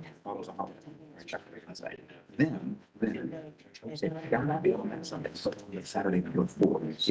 It's the same thing they're saying, it says that we can't do it the Saturday we want it. Well, it says that we have to do it this coming Saturday. But anyway. Sure, that's what they're saying. Anyway, we good? Let's just restart again, because we never. All right, this is the special called meeting of the Athens-Clarke County Board of Elections and Voter Registration. The date is November 14th. The time is 6:10 PM. We're at 2555 Lexington Road, Athens, Georgia. Purpose of this meeting is for certification. At this point, the chair will entertain a motion to adopt the agenda. I so moved. Okay, do we have a second? All those in favor, raise your hand or signify by saying aye. Aye. Okay, but the next item on the agenda is public comment. Does anyone wish to make public comment related to the approval of provisional ballots or certification of the election? Okay. So the next item on the agenda is general election, November 8, 2022. There's 2 items under there, approval of provisional ballots, certification of election. I believe, real quick before you leave, they're, what are they doing? They're, This one, commercial break.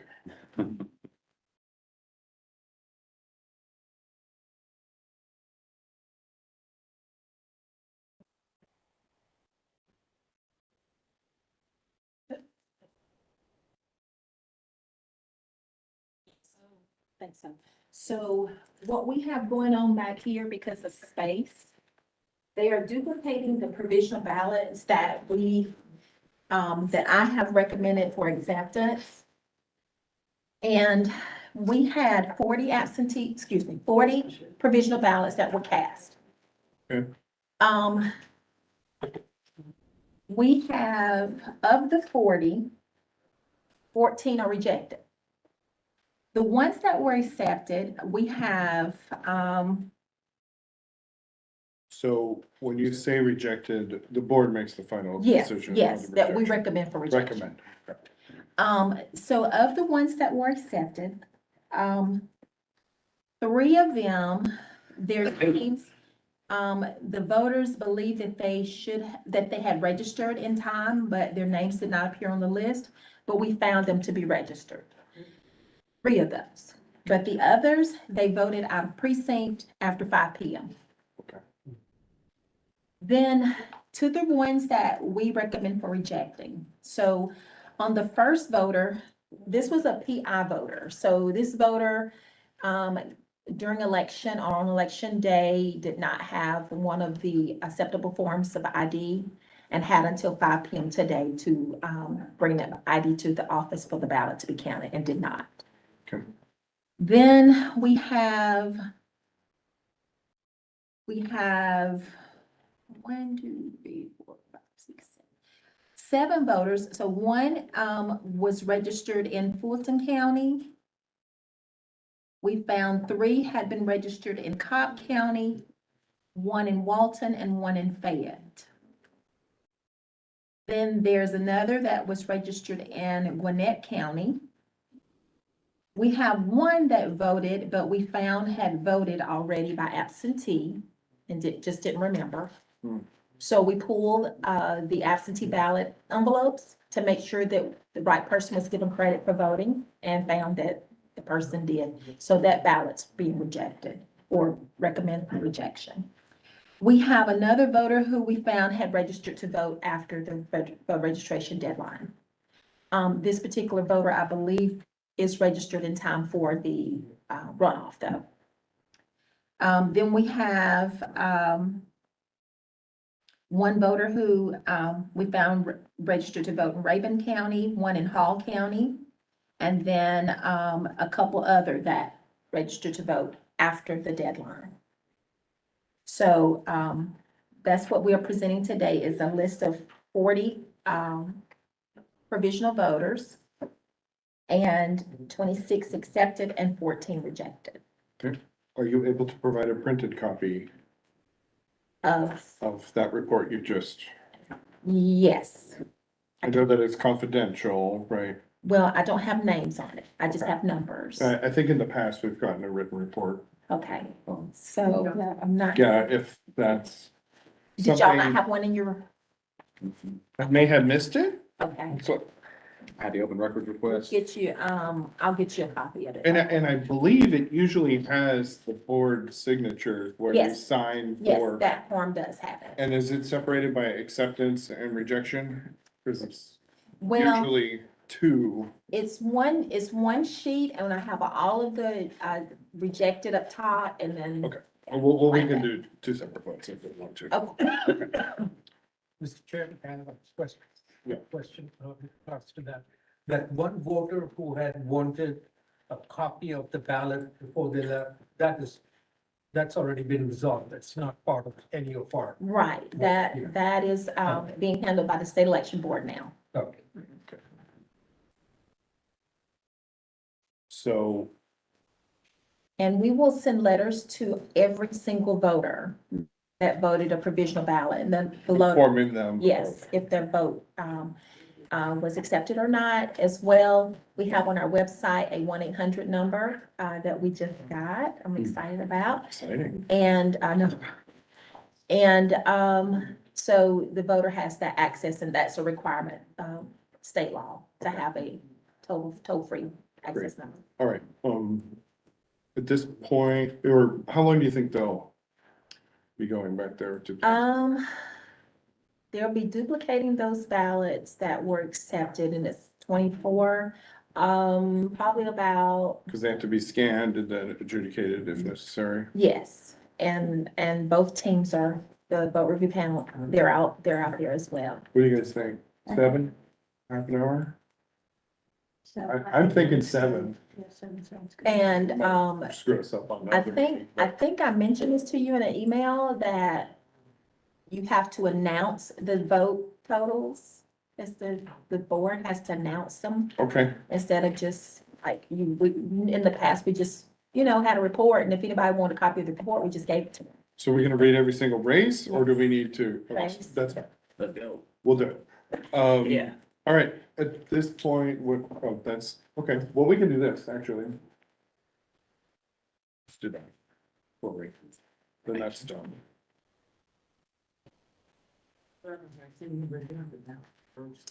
Is this the original? No, I think I made the original. Do you want to see? They all have a little bit. And then one of them I just. Color.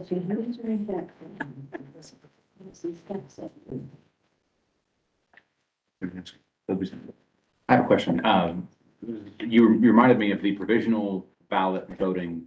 One of the things that happened with SB 202 is that if I show up to vote before 5 PM in the wrong precinct on election day, it doesn't, right? That was, unfortunately, my vote would not be counted. And y'all would have warned me and told me many times, sir, you can't, but I could still cast it if I insisted. Right. And you would let me, I'd get credit for having voted, but it would not have counted. Did that happen to anybody? I don't remember that happening with any of our voters. Everybody was Looking at this, but Okay, I was afraid of that happening. Okay, all right, great, thank you. yes, we were told, we just actually told them to, go to their polling location. Now, I believe it was about, was it that far? I'll have to get all my details together, but there was a voter that was told by a poll watcher to go back inside and request a provisional ballot. But, and I think that was during the 5 o'clock hour. And the voter had ample enough time to get to a polling location, and I just said that, we don't want to disenfranchise anybody by all means, but I think it's important when voters vote in their districts, because you're voting for who represents you, and then just because you're casting a provisional ballot doesn't mean everything that you voted for on that provisional ballot is going to be counted. Because if you're not eligible for those. It's only the state line or the federal. Like this out on something that you Yes. should have been voting on. Like your Senate race, the state Senate and state So- house.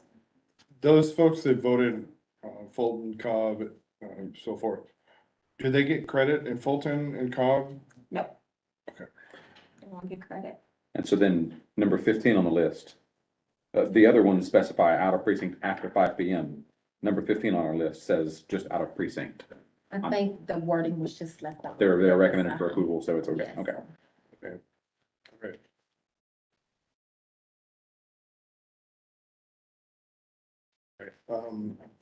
At this point, the chair will entertain a motion to accept this report as is presented to us.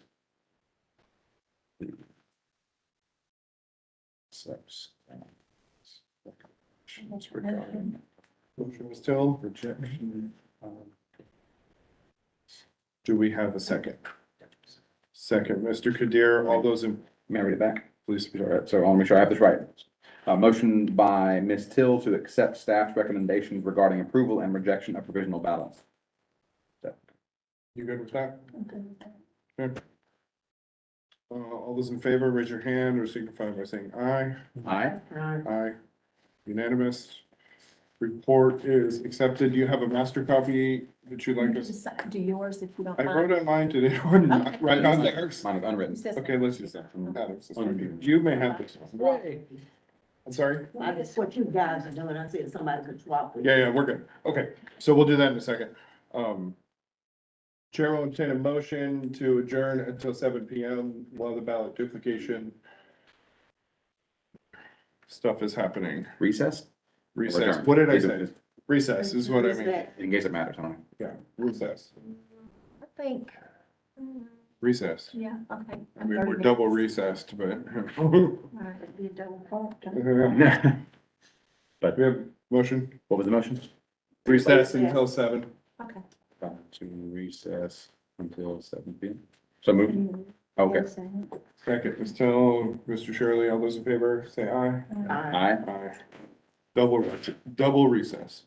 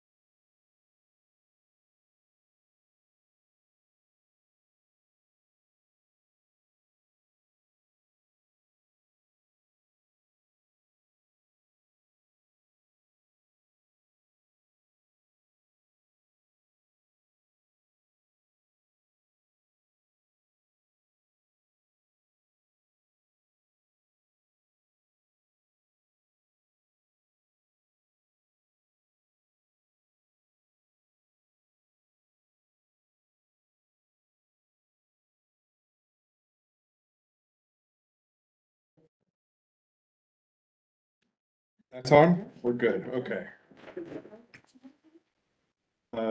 Calling back to order the special called meeting of the Athens-Clarke County Board of Elections.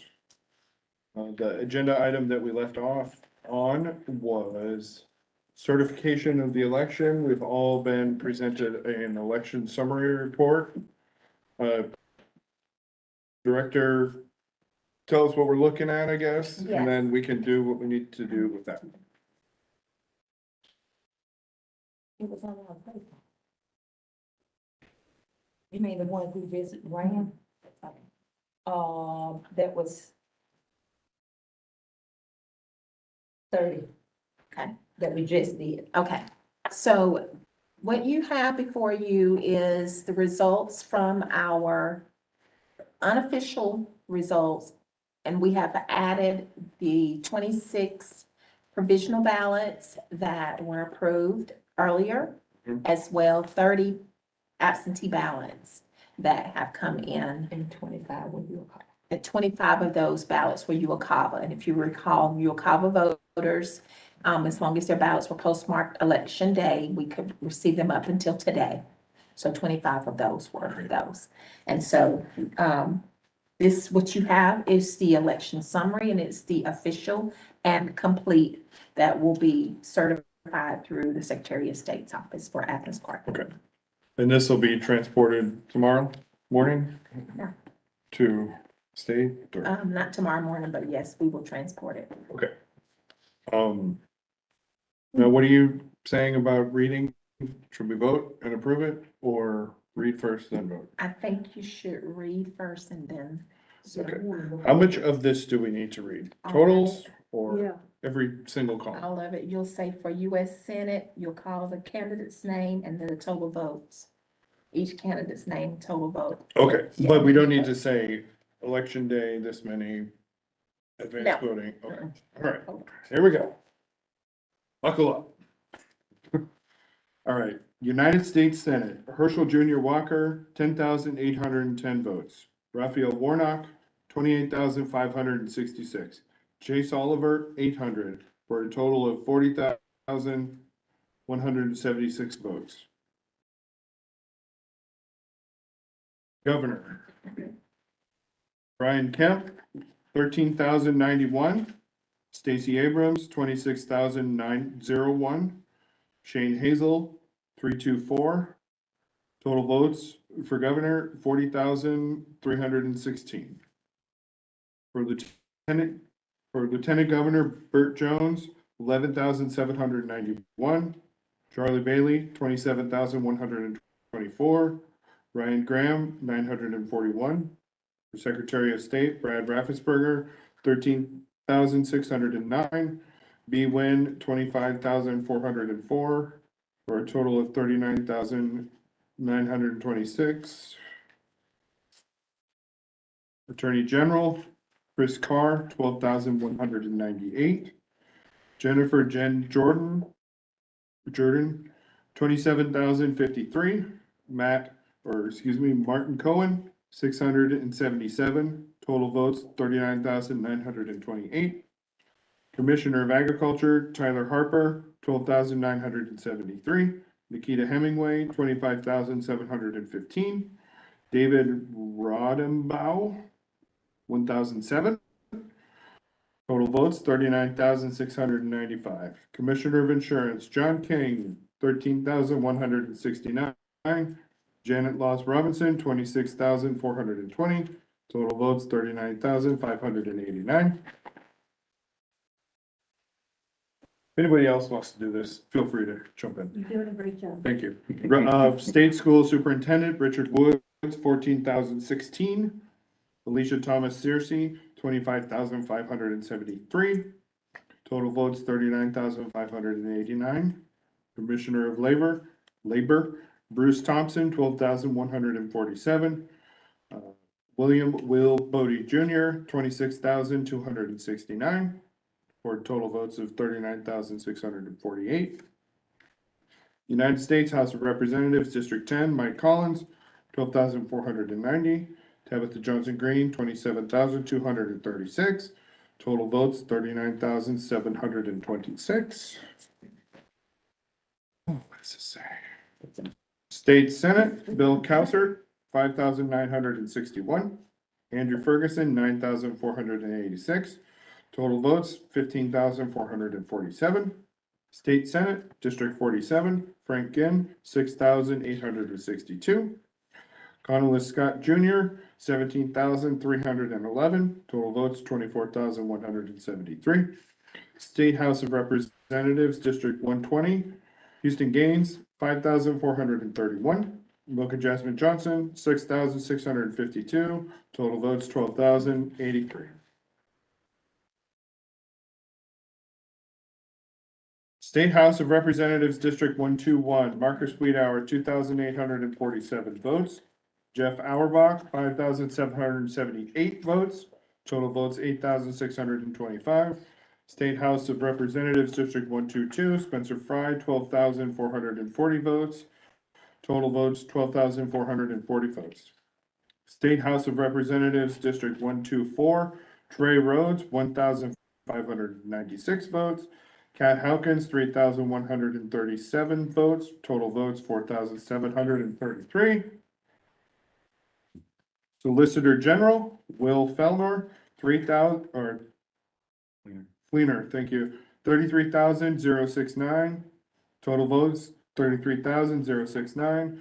Soil and Water Conservation District Supervisor at Coney River, Ray C. Roser, thank you. 31,844. Total votes, 31,844. Proposed constitutional amendment 1, yes votes, 34,688. No votes, 4,312. Total votes, 39,000. Wow. Even, look at that. Like when you get the change back at the grocery store. Yeah.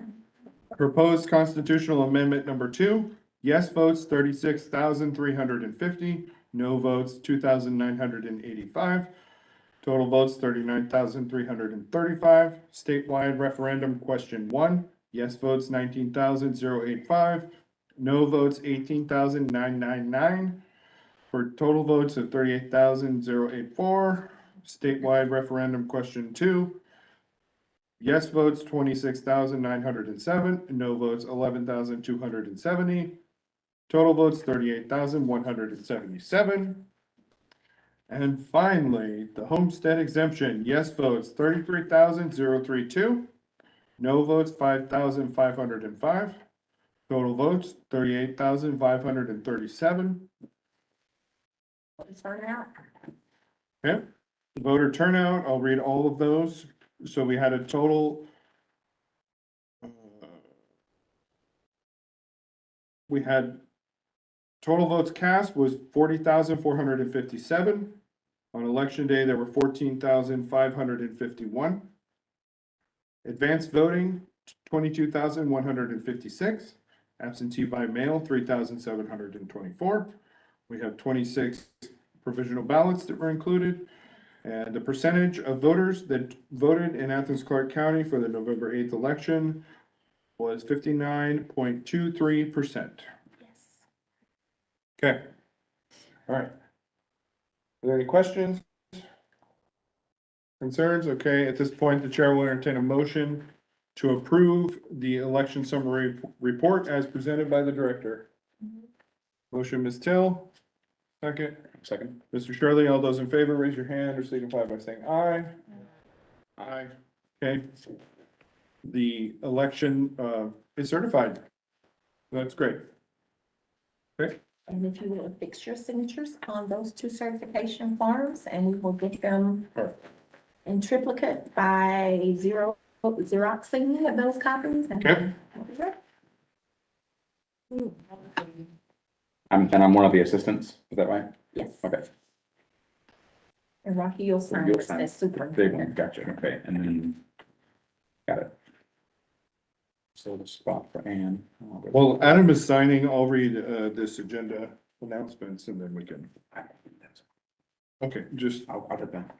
We're gonna end this meeting and then go Yes. back. Yes.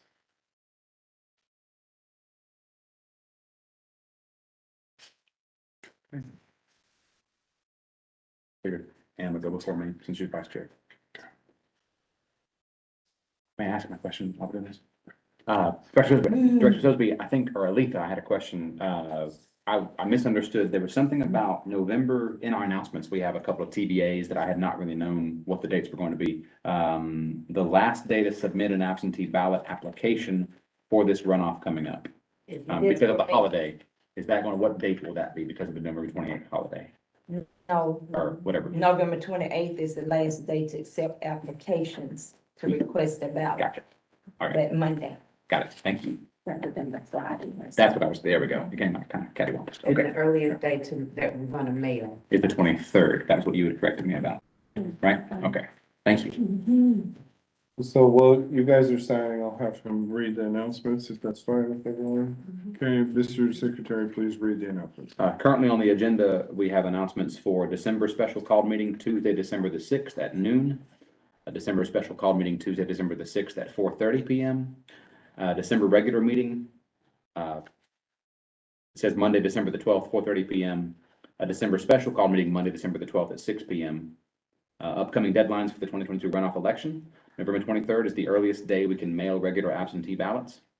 To be announced is the advanced voting beginning for the general election runoff in December. November 28th is the last day to submit an absentee ballot application for the December general election runoff. And December the 6th is election day, the last day to vote in person in the December general election runoff. Okay, I have a question. So we thought we were saving time with doing this double thing. Should we just have our regular meeting on that Tuesday and just have two meetings? With special certification on Monday, then our regular on the 13th. You'd rather do this? Staff would rather just do the marathon meeting? I don't have an opinion. Okay, It's we'll been just leave it as is. I will say That's- that. I have an opinion. The chair recognizes Ms. Taylor. Thank you, Chairman. Yeah, if we can separate it, it's been very long. That's what I'm, It's been a very long afternoon, evening. the chair recognizes Ms. Perkins. If we can separate it, let's do it on different days. That's what I'm saying. That's fine, yes, but please not on election day. Oh, no. Okay. So we're talking about, so our December meeting would fall on Tuesday, the 13th. And then certification on Monday, the 12th. Yes. Okay, is that okay with everyone? Fine. Does that work? And then at the the planning on the 13th, Thank you. So certification on the, well, 12th, just like today, but 12th. I have a question then. Okay, Since we're here making the announcement, what time of day would we like to meet for the certification? Does this time of the 6 PM work better because of the curing deadline and all that kind of stuff, or could we do it I earlier? think that's why we did it. I 'Cause it's think like that's 5 why p.m. we did it, because Okay. 5 o'clock is the deadline. Gotcha. yes, ma'am. So 6 PM, you can stay there. An hour forward. Gotcha. Yes. Lost my agenda here. Okay, all right, and this, everybody good? On this one? Okay, the chair will entertain a motion to adjourn the special called meeting. Okay, do a second? All those in favor? Aye. Great. Okay. Now, in the stack of papers, if I find the other agenda, we'll do that.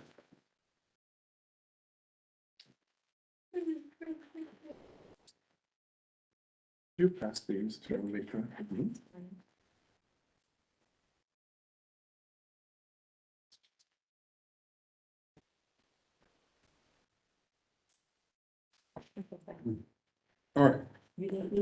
All right.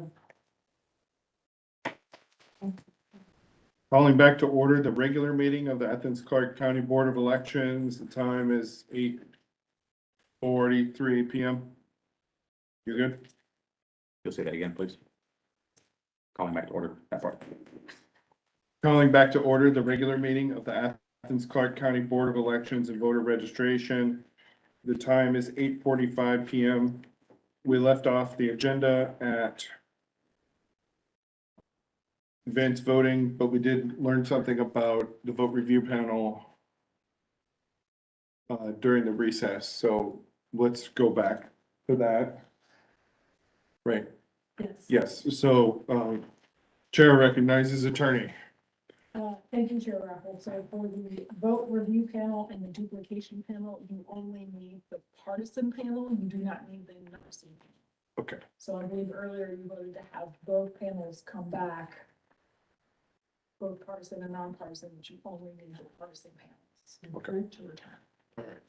and can Aletha work out who that combination of people is? We don't need to worry about that, right? Yes, she knows who was on the non-partisan. Okay, yeah. So All right. So let's take another vote, I guess, on the vote review panel. What did we say last time? The motion reads, motion by Ms. Till to continue with the vote review panelists and ballot duplication panelists from the November 22 general election for the December 2022 runoff election. Okay, let's just take a new vote. It's easier than trying to undo something. The chair will entertain a motion to bring back the vote review the partisan vote review panel from the November election. I'll make that motion, but not for ballot duplication. Oh, sorry. Valid duplicate, yeah. Do you make that motion? Do we have a second? I can read it, please, before we Please. forge ahead. Motion by Mr. Shirley to continue with the partisan vote review panelists and partisan ballot duplication panelists from the November 2022 general election for the December 2022 runoff election. Okay, all those in favor, say aye. Aye. Okay. Back to advanced voting hours.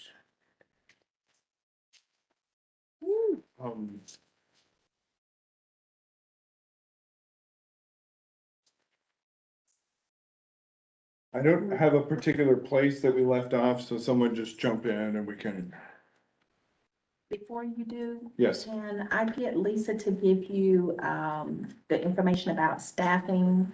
Right, we were gonna do that at like 4:45. So, go ahead. All right.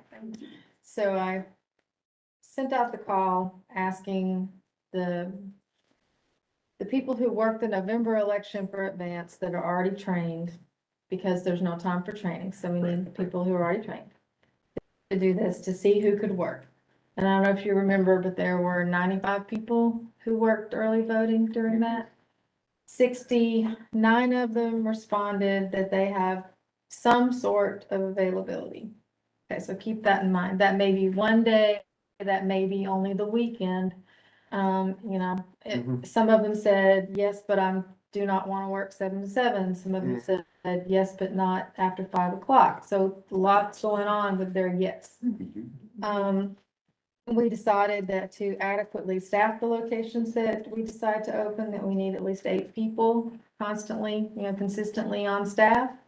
So that means, with the estimations of, just knowing how many people it takes to actually get a consistent staff of 8 people, for 4 locations, that's 64 people that we would need to run 4 locations. So we have 69 committed to some sort of hours now. So we know we can run 4 with no problem. If we choose to run 5 locations, I need another 12 to 15 people to commit. Yeah. So you want to keep that in mind when we're Okay. deciding how many locations we have.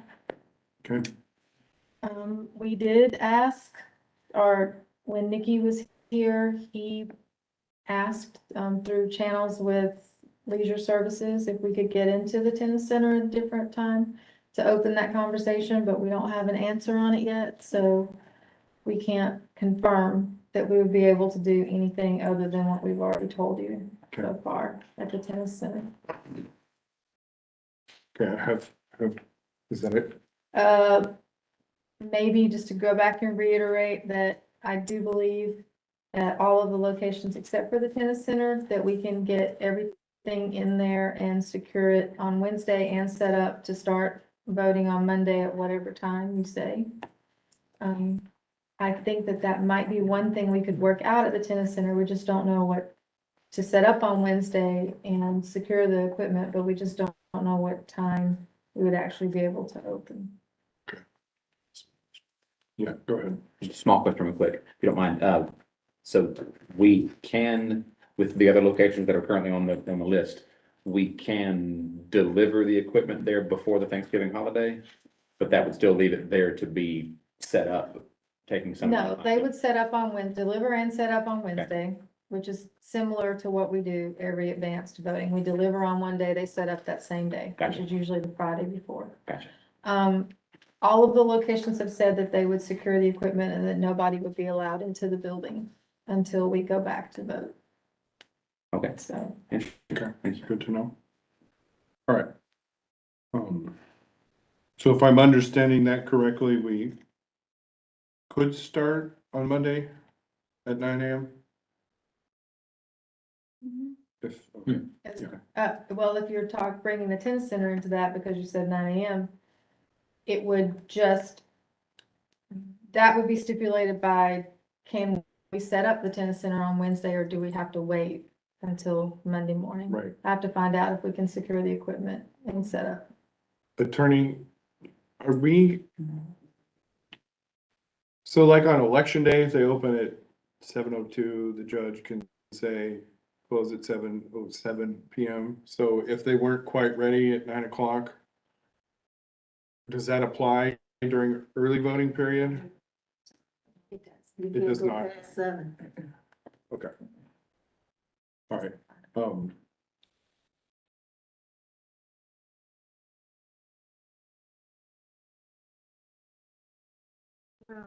Pardon my asking, but why can't we get an answer? Who's in charge over there at the tennis center? I mean, is it legal Nikki in services, charge? I mean, No, we can get an answer, it's just that we're not gonna get an answer tonight before you vote. oh, right. Yeah. Now, I made some calls during the break too to see about the library. What did they say? Is it like because the chess club or like the something club has that room on this certain I day? think I So the whole period doesn't, The answer was just, we have events during that time and the rooms aren't available. okay. Because, I mean, someone that maybe in said chess club might think that their event is more important, but I think that voting should take precedent. But that's just my opinion. On that, so on that note though, do the board members have availability tomorrow if we find out in the afternoon that the library is available? That's the question for us, first of all, tomorrow afternoon, Yes, and what No. time? 4 o'clock, I have Just- an appointment. 4 We have- o'clock. We have an appointment with Willa at 4 o'clock. Oh, okay, And then I have one at 5:30 at the radio station. This is related. well, what I'm thinking is, so Lisa said that we can do 4. Okay, well, ideally 4 would be ideal. So if we got word about the library tomorrow, perhaps we could do that in addition to. I know that the library people love the library. Everybody wants to go vote at the library during early voting, so it's a real disappointment that they're not.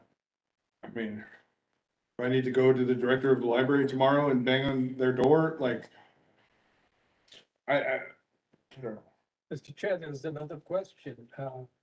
I think Lisa just mentioned we'll need 12 more people, right? If we do. Well, it would depend on, do you want the library to take the place of somewhere else, or are you gonna open it as a 5th location? In my eyes, yes, but if we decide tonight, we can't take anything away. So we would have to either do 3 and gamble on getting the library for our 4th, or, see what I'm saying? So the library is a larger location, so we wouldn't staff it with 8, we would staff it more with like 12. Because we would put probably 10 to 12 BMDs in there. Right. Probably 3 or 4 check-ins. Do we have 5 places listed now that this is what we're considering? We have 4 Yes. listed. I mean, that was what was proposed by the director. We can, Okay, that's a silly question. The tennis center and Winterville Train Depot are pretty much in the same area. Do we really need both of those? Could we just do with one?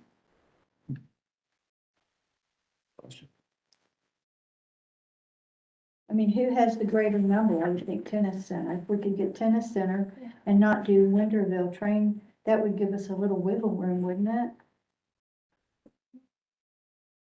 Winterville had 584 advanced voting this time. Tennis Center had 2,209. Okay, well, that answers that.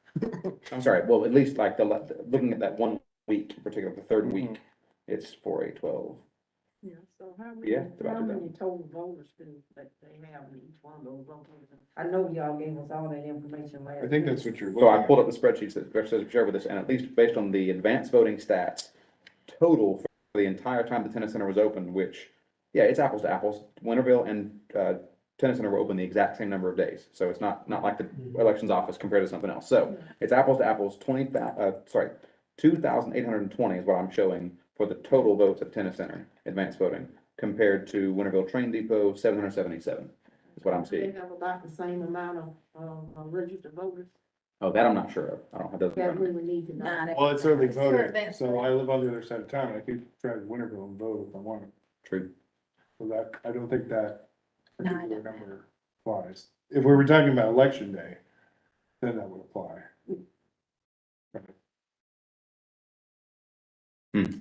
But on that note,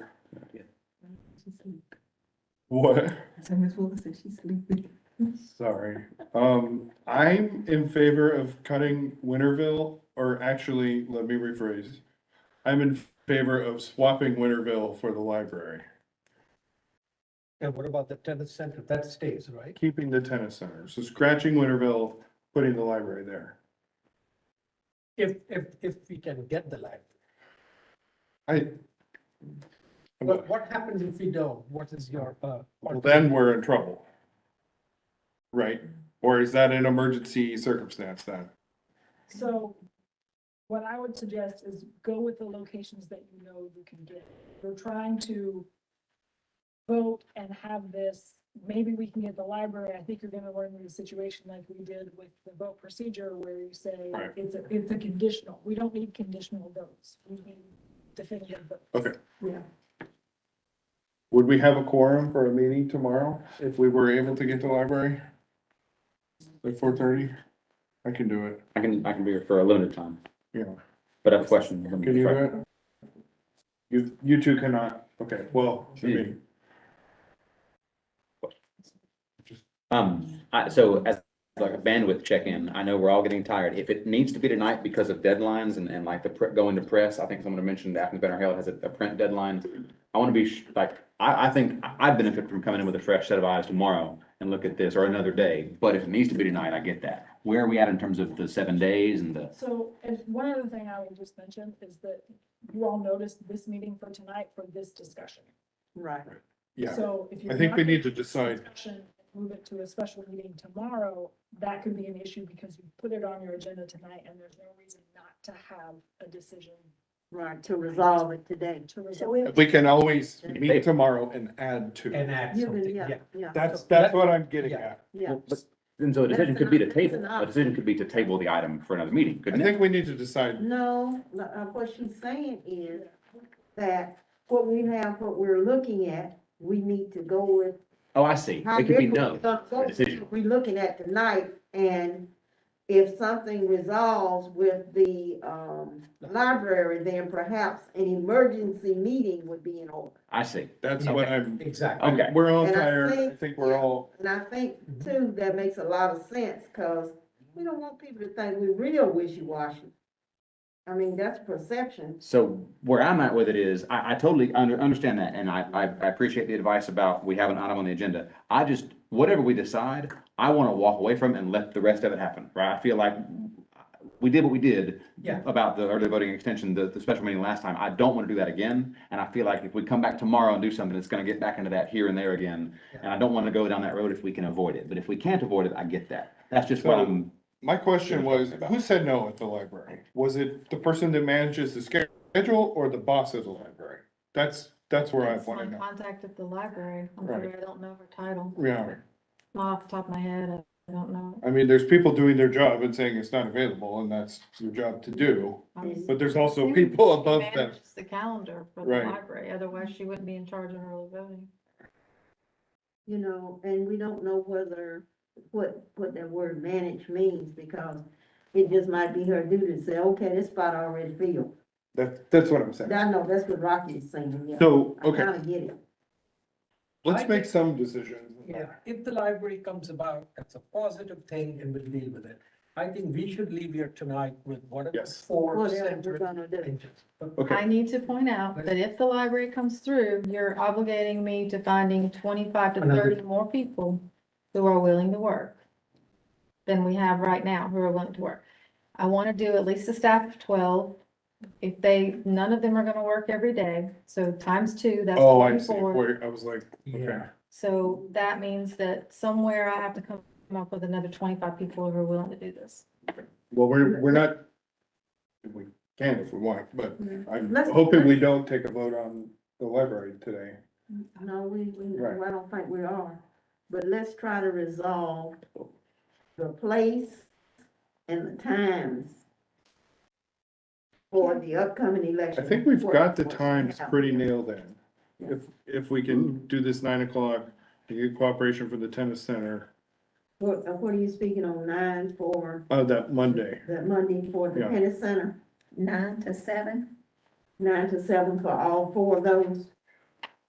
What I'm hoping, but didn't we just talk about scratching the train depot?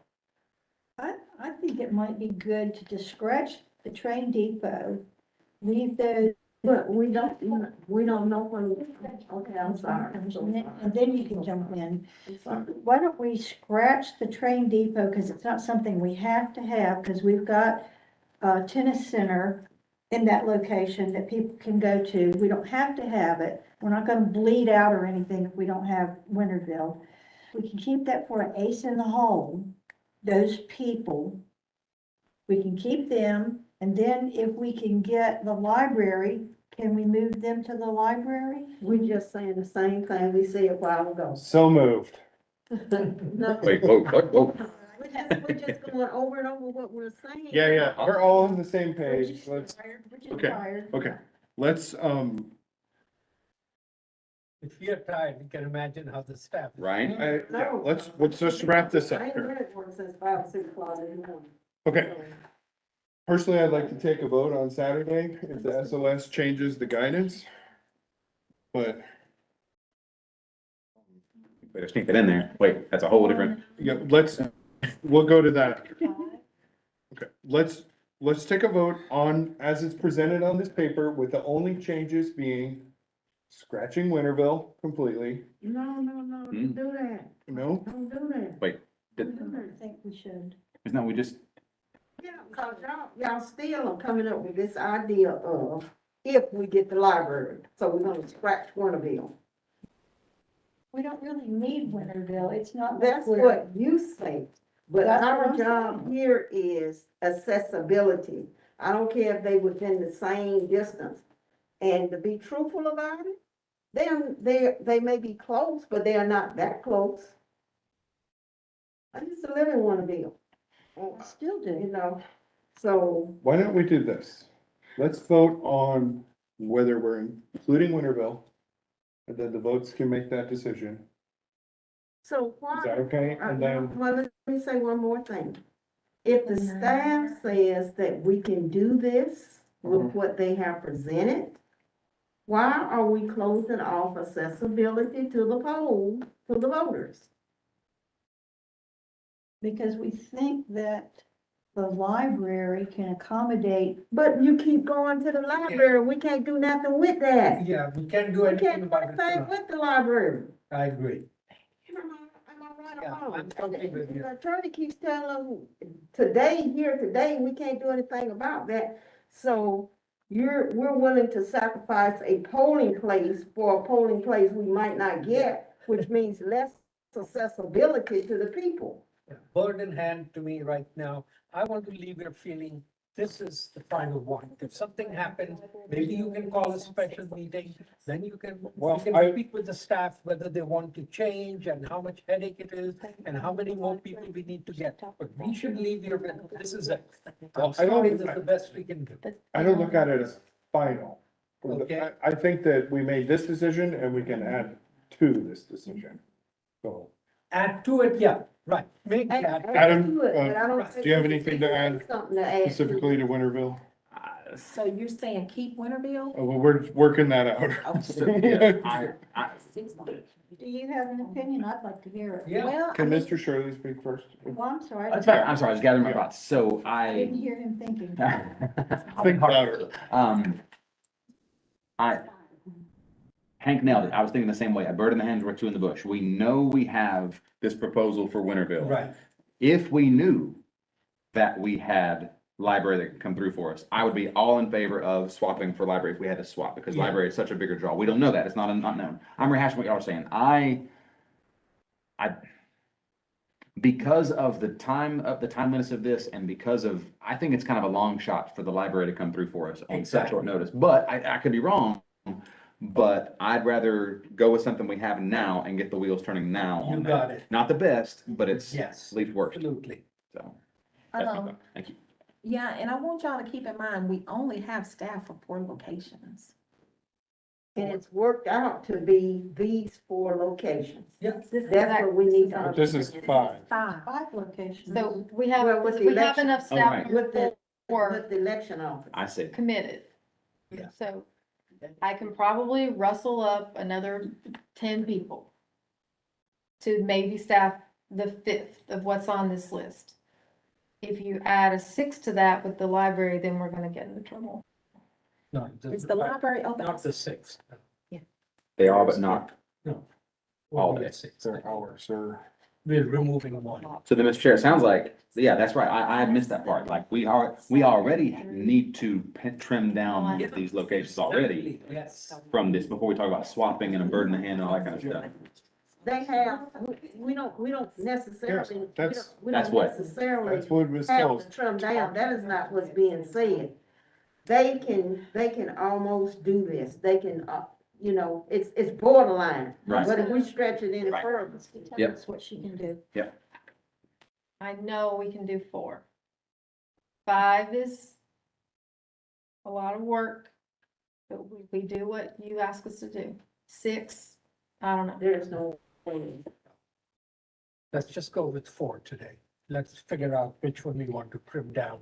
And then tomorrow, if the library comes through, that would be the number 5th, and or we could add, This is what she's saying, though. If we can't do 5 and Winterville is a lot smaller, has a lot less people, poll workers and managers, how in the world we gonna do a big old library that has more machines and replace it with that? We can't do it, cause there's no way we can do the library properly unless we take 2 of these places Yeah. off of here. That's my thinking. I don't know, I may be wrong, but I'm thinking that's the what I same. see. If we do the library, we're gonna have to take at least Yeah. two of these off of here, cause it takes 24 folks. We don't have that. What's may I propose that we Should just we- give it 1 minute of thought to the fact that, library does bring in people, but you gonna do a We have ranked to choice agree vote on on this? that. You can calculate us out here. I mean, I think we just need to vote on it, cause I don't think we're gonna agree on what we want. I don't know another way But out of then, this. and then I come back to this because I want to point out, like, yes, we want to get to a decision, but I want to make the best decision. Do we need to decide tonight for sure, for final, what this is going to be? Or do we need to do some sort of, and we'll revisit this tomorrow or something, in case we find out about it, in case. I think we need to decide and make final decisions, and tomorrow we can always add to it. But if we pull the trigger on this, if we decide, then we've decided, and they get on the internet and hear about this, and the wheels start turning, and then we got to put the toothpaste back in the tube. We're gonna be looking like we're looking for this election. I don't want that. And I don't want to be looking like that, a decision I helped make, but Right. that's not the best route to go. Rocky, we only have people for 4. Yes. Let's just go with 4. Again, my advice is do not have a conditional vote. Yes. Yes, You need to vote knowing the facts that you have tonight. No ifs, no what ifs, no Yes. if only we, No. Have the facts in front of you. You need to decide based upon the facts that you Yeah. have today as what's available, what staff's available. Yeah. Don't make conditional votes. If something were to happen tomorrow and you can add an advanced voting location, that's fine. I wouldn't go into tomorrow's meeting if you have one to take away. Yeah. You decide what you can today. Right. If you can add additional. That's what I'm saying. Potentially have an emergency meeting. So let's add 4. Take one of these out, That's what we're, because that's what we have. everyone but Ms. Fambro is saying that, I believe. Yeah. Okay, so maybe, I don't know what you're saying. So, If we wanted, nope, never mind, it complicates things too much. Yeah. Nope, nope, nope. Well, nope. see, my thing, my conditional thing is based on the fact that we're trying to pull one of you thinking we're gonna do the library. Mm.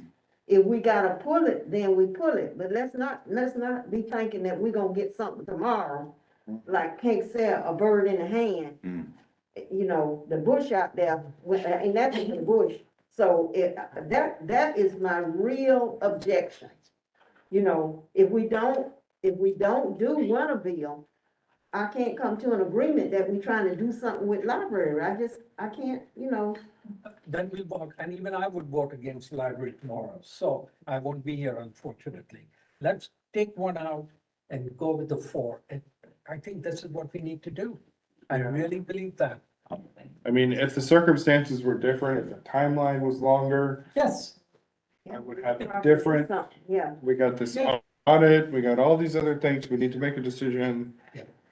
So which one do you all want to take out? I think, let's do this. Let's just, do a yes, no, just to see where everyone's at on them. So elections office, I'm assuming we're all a yes, of course, because we have to. This is a straw poll, right? Straw poll, Okay. yeah. Cooperative extension, Yeah, I'm a yes. Sure. I like that one. That's a good one. Tennis center. Yeah, Yeah. Yeah, and the, Miriam Moore, yes. Yes. yeah. Winterville is the one I would scratch because of the point that Ms. Till made is, I hear you that they're not that close, but if you look at the whole county, right, there's 2 over here. Yeah. Right, so. Like I said, I have slight objections for taking out Winterville Train Depot. But if we're not trying to do a trade-off, I can go with that. Yeah. I can go with the take. I'm not even thinking trade-off. Yeah, I can go with it. If we're Tomorrow- not Yeah, trying- Yeah. if tomorrow didn't come through, I would be okay with the 4, as long as we do. You saying if it don't come through. I'm not even looking at if. Cause they, Okay, I no mean, it ifs. finally penetrated my brain that actually they do have adequate staff. And you can't manufacture nobody overnight. They do have adequate staff for 4. And they were gonna try to stretch it as they always usually do, thank God for them. But we shouldn't even be trying to think about, we should just vote on this, we shouldn't even be thinking about trying to get the library, because like I said, the library is even bigger than Winterville. I mean, if we're gonna do a trade-off, the tennis center would be the trade-off. If we were thinking in those terms, you gotta get something that matches what you're bringing in compared to what you already got here. Okay. So for I'm me, willing to. if I we think go that- with those 4, Yeah, I can vote on that, but I'm not trying to pull the library in, cause that's just more on the staff that sometimes just an impossibility to do. You know, they wanna do it, but you just can't stretch that clock for so far. Would Winterville accommodate the number of voters that would now not go to the tennis center plus what would typically go to the train depot? Could you combine those numbers and the train depot accommodate all those voters? Oh, no, but what I'm saying is, I think the I'm board, not sure I I don't even think, that conversation needs to be had because of I'd what I'm like to saying. have this conversation. We can, If we're going to take away the tennis center, and we had 2,820 people vote there, where are they going to vote? said we were gonna take away them tennis center. Please let me finish, honey. I am, I'm sorry, I apologize. That's okay, we're all tired, we're all crossing numbers. So if we take away the tennis center, those people are gonna vote somewhere, aren't they? Where will they vote? They would have to go to Marymore or Winterville or downtown. But you all prefer we take out 10%. I'm okay. I mean, if we're taking out tennis center, I want to put the library back on the. No, there's no library right now. There is no library. If there is, then you call a meeting tomorrow and see what All right, happens. okay, I'm gonna bring my, if I may, I'm gonna bring my muddy idea back in because it might have a way to address all this.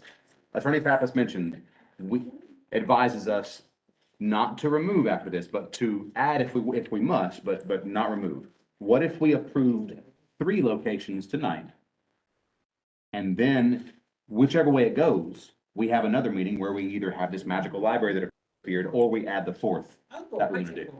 I don't know if that's unnecessarily complicated, but if that's in line with what she said, But the attorney said. if that's in line with what she said. The issue with that, Mr. Curley, is depending on when you find out about the library, you still have to notice your meeting. I Ah, don't know that that would be considered an emergency because you all could have met today. Ah. Not meeting today to make decisions. Yeah. I see, thank you. You I can't see. do a contingency when you're dealing with a vote right now. I see. mean, Good point. Mr. Chair, I empathize with you, how you feel about the library. I If do we too. had a meeting on Wednesday, though, that would be ample. But then that's what brings me to my question about what was the deadline for the notification and, No, you have to get out notice 7 days in advance. There's also deadlines that Athens-Clarke Yes. has for when you have. Yeah, and I think we got like 2 or 3 days. And that is. I counted on the calendar. You can count it, but Monday, Tuesday, Wednesday, they don't print. Uh-huh. And it's holiday coming up. And so we have to get some notices in before certain deadlines. It's a mess. And for them to send me an email back and say, you didn't meet the deadline, it's like, Okay, What about so the deadline is, designation? man, We would like to get it to them by this Thursday. well, Well, this. we could have a meeting Wednesday morning. When it would be the deadline for the 3+. yeah, sure can. I mean, I'm all for voting for what we have here. Forget about everything else. We got this, we can do this, let's just do this. Let's not bang our heads anymore.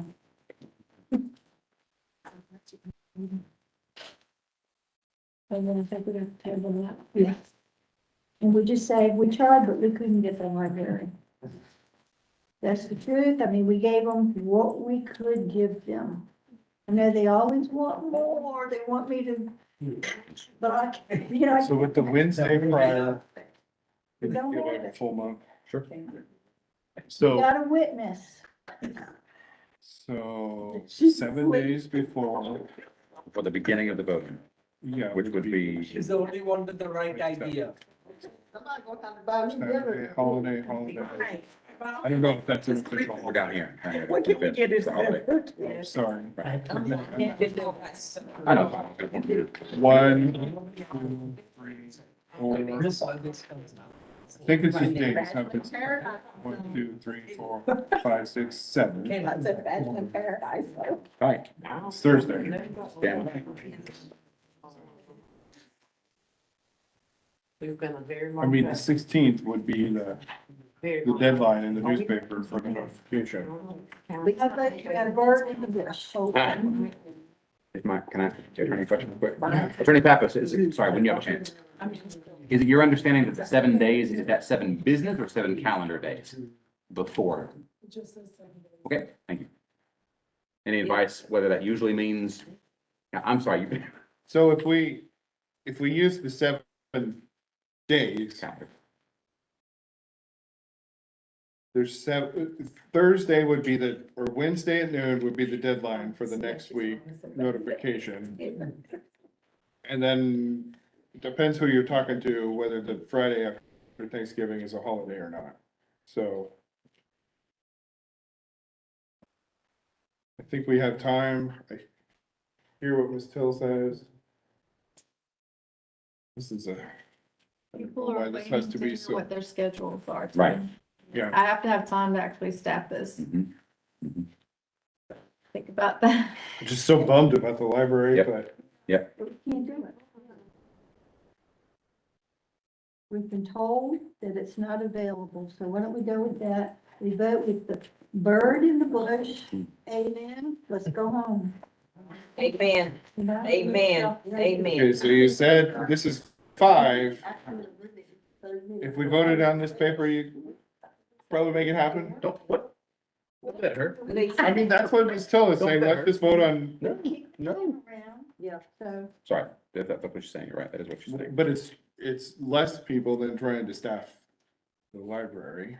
I would need to find approximately 12 to 15 more people if you do all 5. Better than 24. If we take one of the laws Better. and put library on, you would have to find more people. Yep. It's like trying to stuff a watermelon into an egg. The chair recognizes Ms. Till, I'd like the to make floor. a motion that we accept the Board of Elections Director's update that shows the, what is this? Advanced voting proposal for December 6th, 2022 general election runoff as is. Well, With the change, With the the- noon. the hour change. With the Monday. With the Monday from 9 till 7 change. Monday, Okay, motion by Tuesday, Ms. Till, do we have a second? So we all need- Hold on, Monday, Tuesday, Wednesday, and Thursday, and Friday. just exactly how you have this written here? Change all the 8s to 9, Wait, what? Okay. No, what? 9 AM, On the Monday, What's the motion? all of them. all of them. why? Consistency. They still can't get into the building unless we get that worked out. They can't get into the building till 8 o'clock. It takes half an hour to set up to be ready to go for the first voter. And then I was trying to be consistent so that Yeah. it will be understood that all of our satellite locations are from 9 to 7, with the exception to Friday. Rather than saying one can open until 9. Being consistent. So all the So, locations are 9 to 7, 9 to 7. Monday through Thursday and Friday, 9 to 5. Yeah. What With about downtown Sunday? staying 7 to Downtown 7? will stay 7 And to if you want to 7. vote early, you go downtown. Yes, except for Friday, which I have ends Which at there's 5. no late voting, but there's Right. early voting. Right. But what about that Sunday?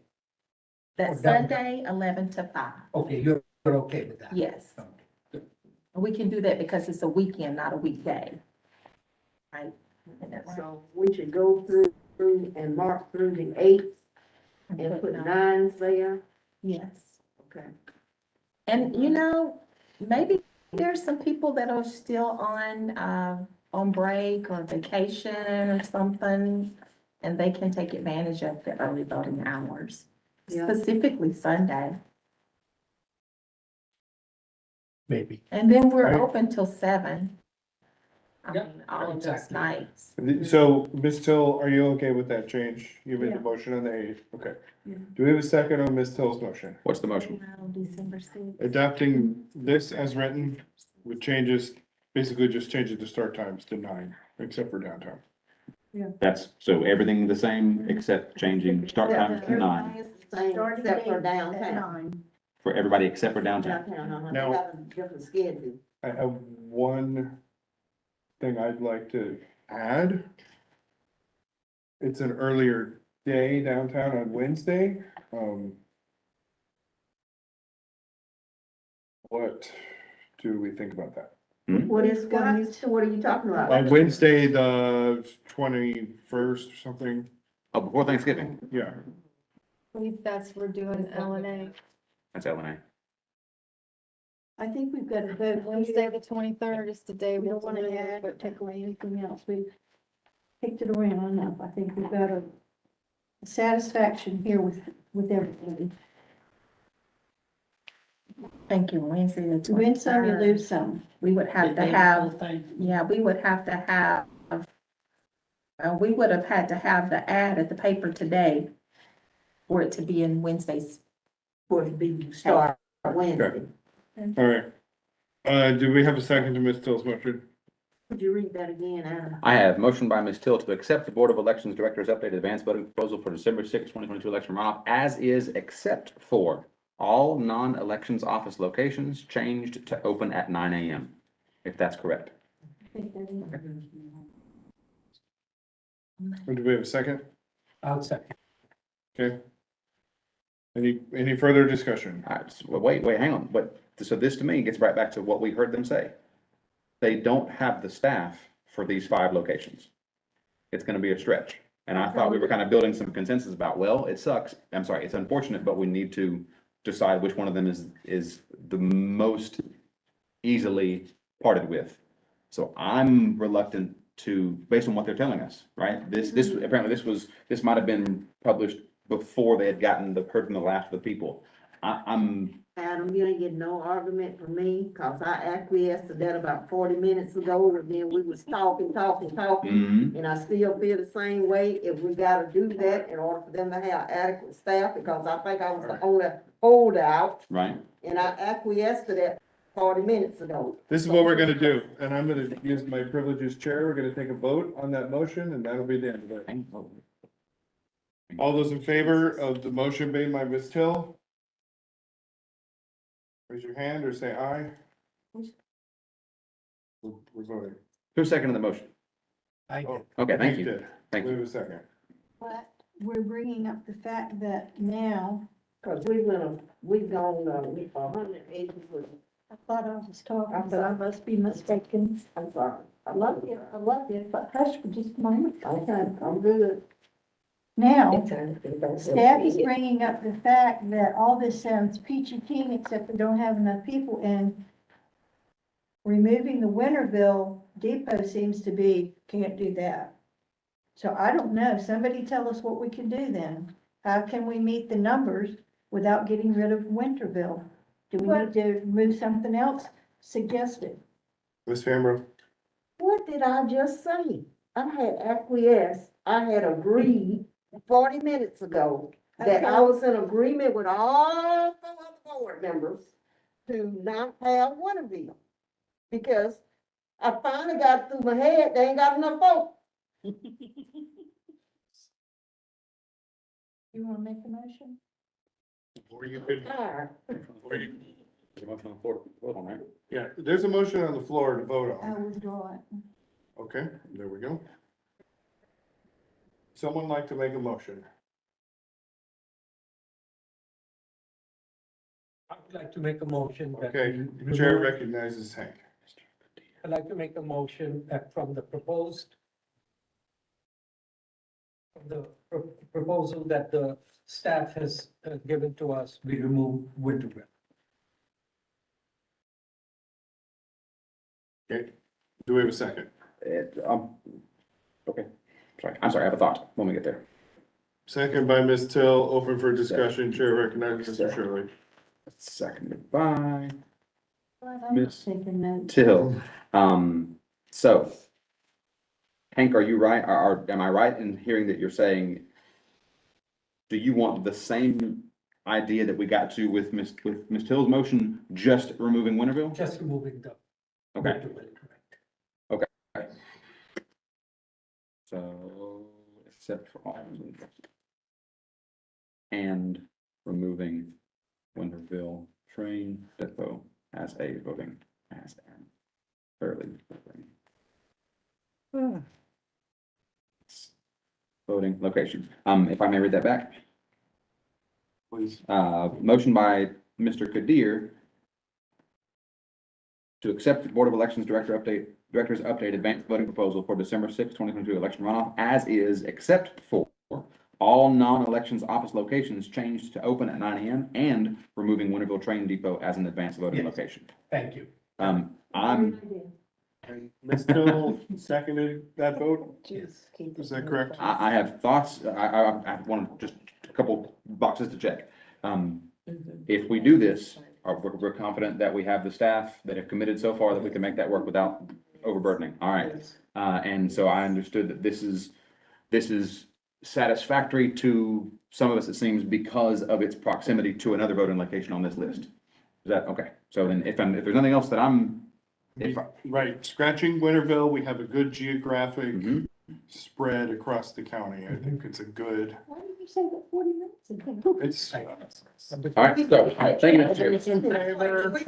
Wasn't listening. all those in favor of the motion on the floor, raise your hand or say aye. Okay.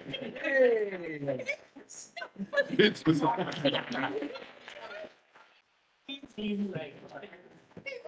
Okay, You know, we have given. okay, let's People off the street, yeah. go home. Sitting here wondering, Okay, is this what We're not adjourned, but Yeah. hold on. About, put a hole in the table. Okay. So at about 4 o'clock, 3:30, something like that, we amended the agenda to have a GIS update. The manager is long gone, and I'm not sure we want to talk about that right now. So the chair will entertain a motion to table the GIS update to the December meeting. Motion, Ms. Till. Do we have a second? Till to. Second, Ms. Fambro. All those in favor say aye. You gotta type faster, buddy. You're too slow. Too slow. Okay, we already read the announcements. Yes. Okay. The chair will entertain a motion to adjourn the meeting. I saw moved. Done.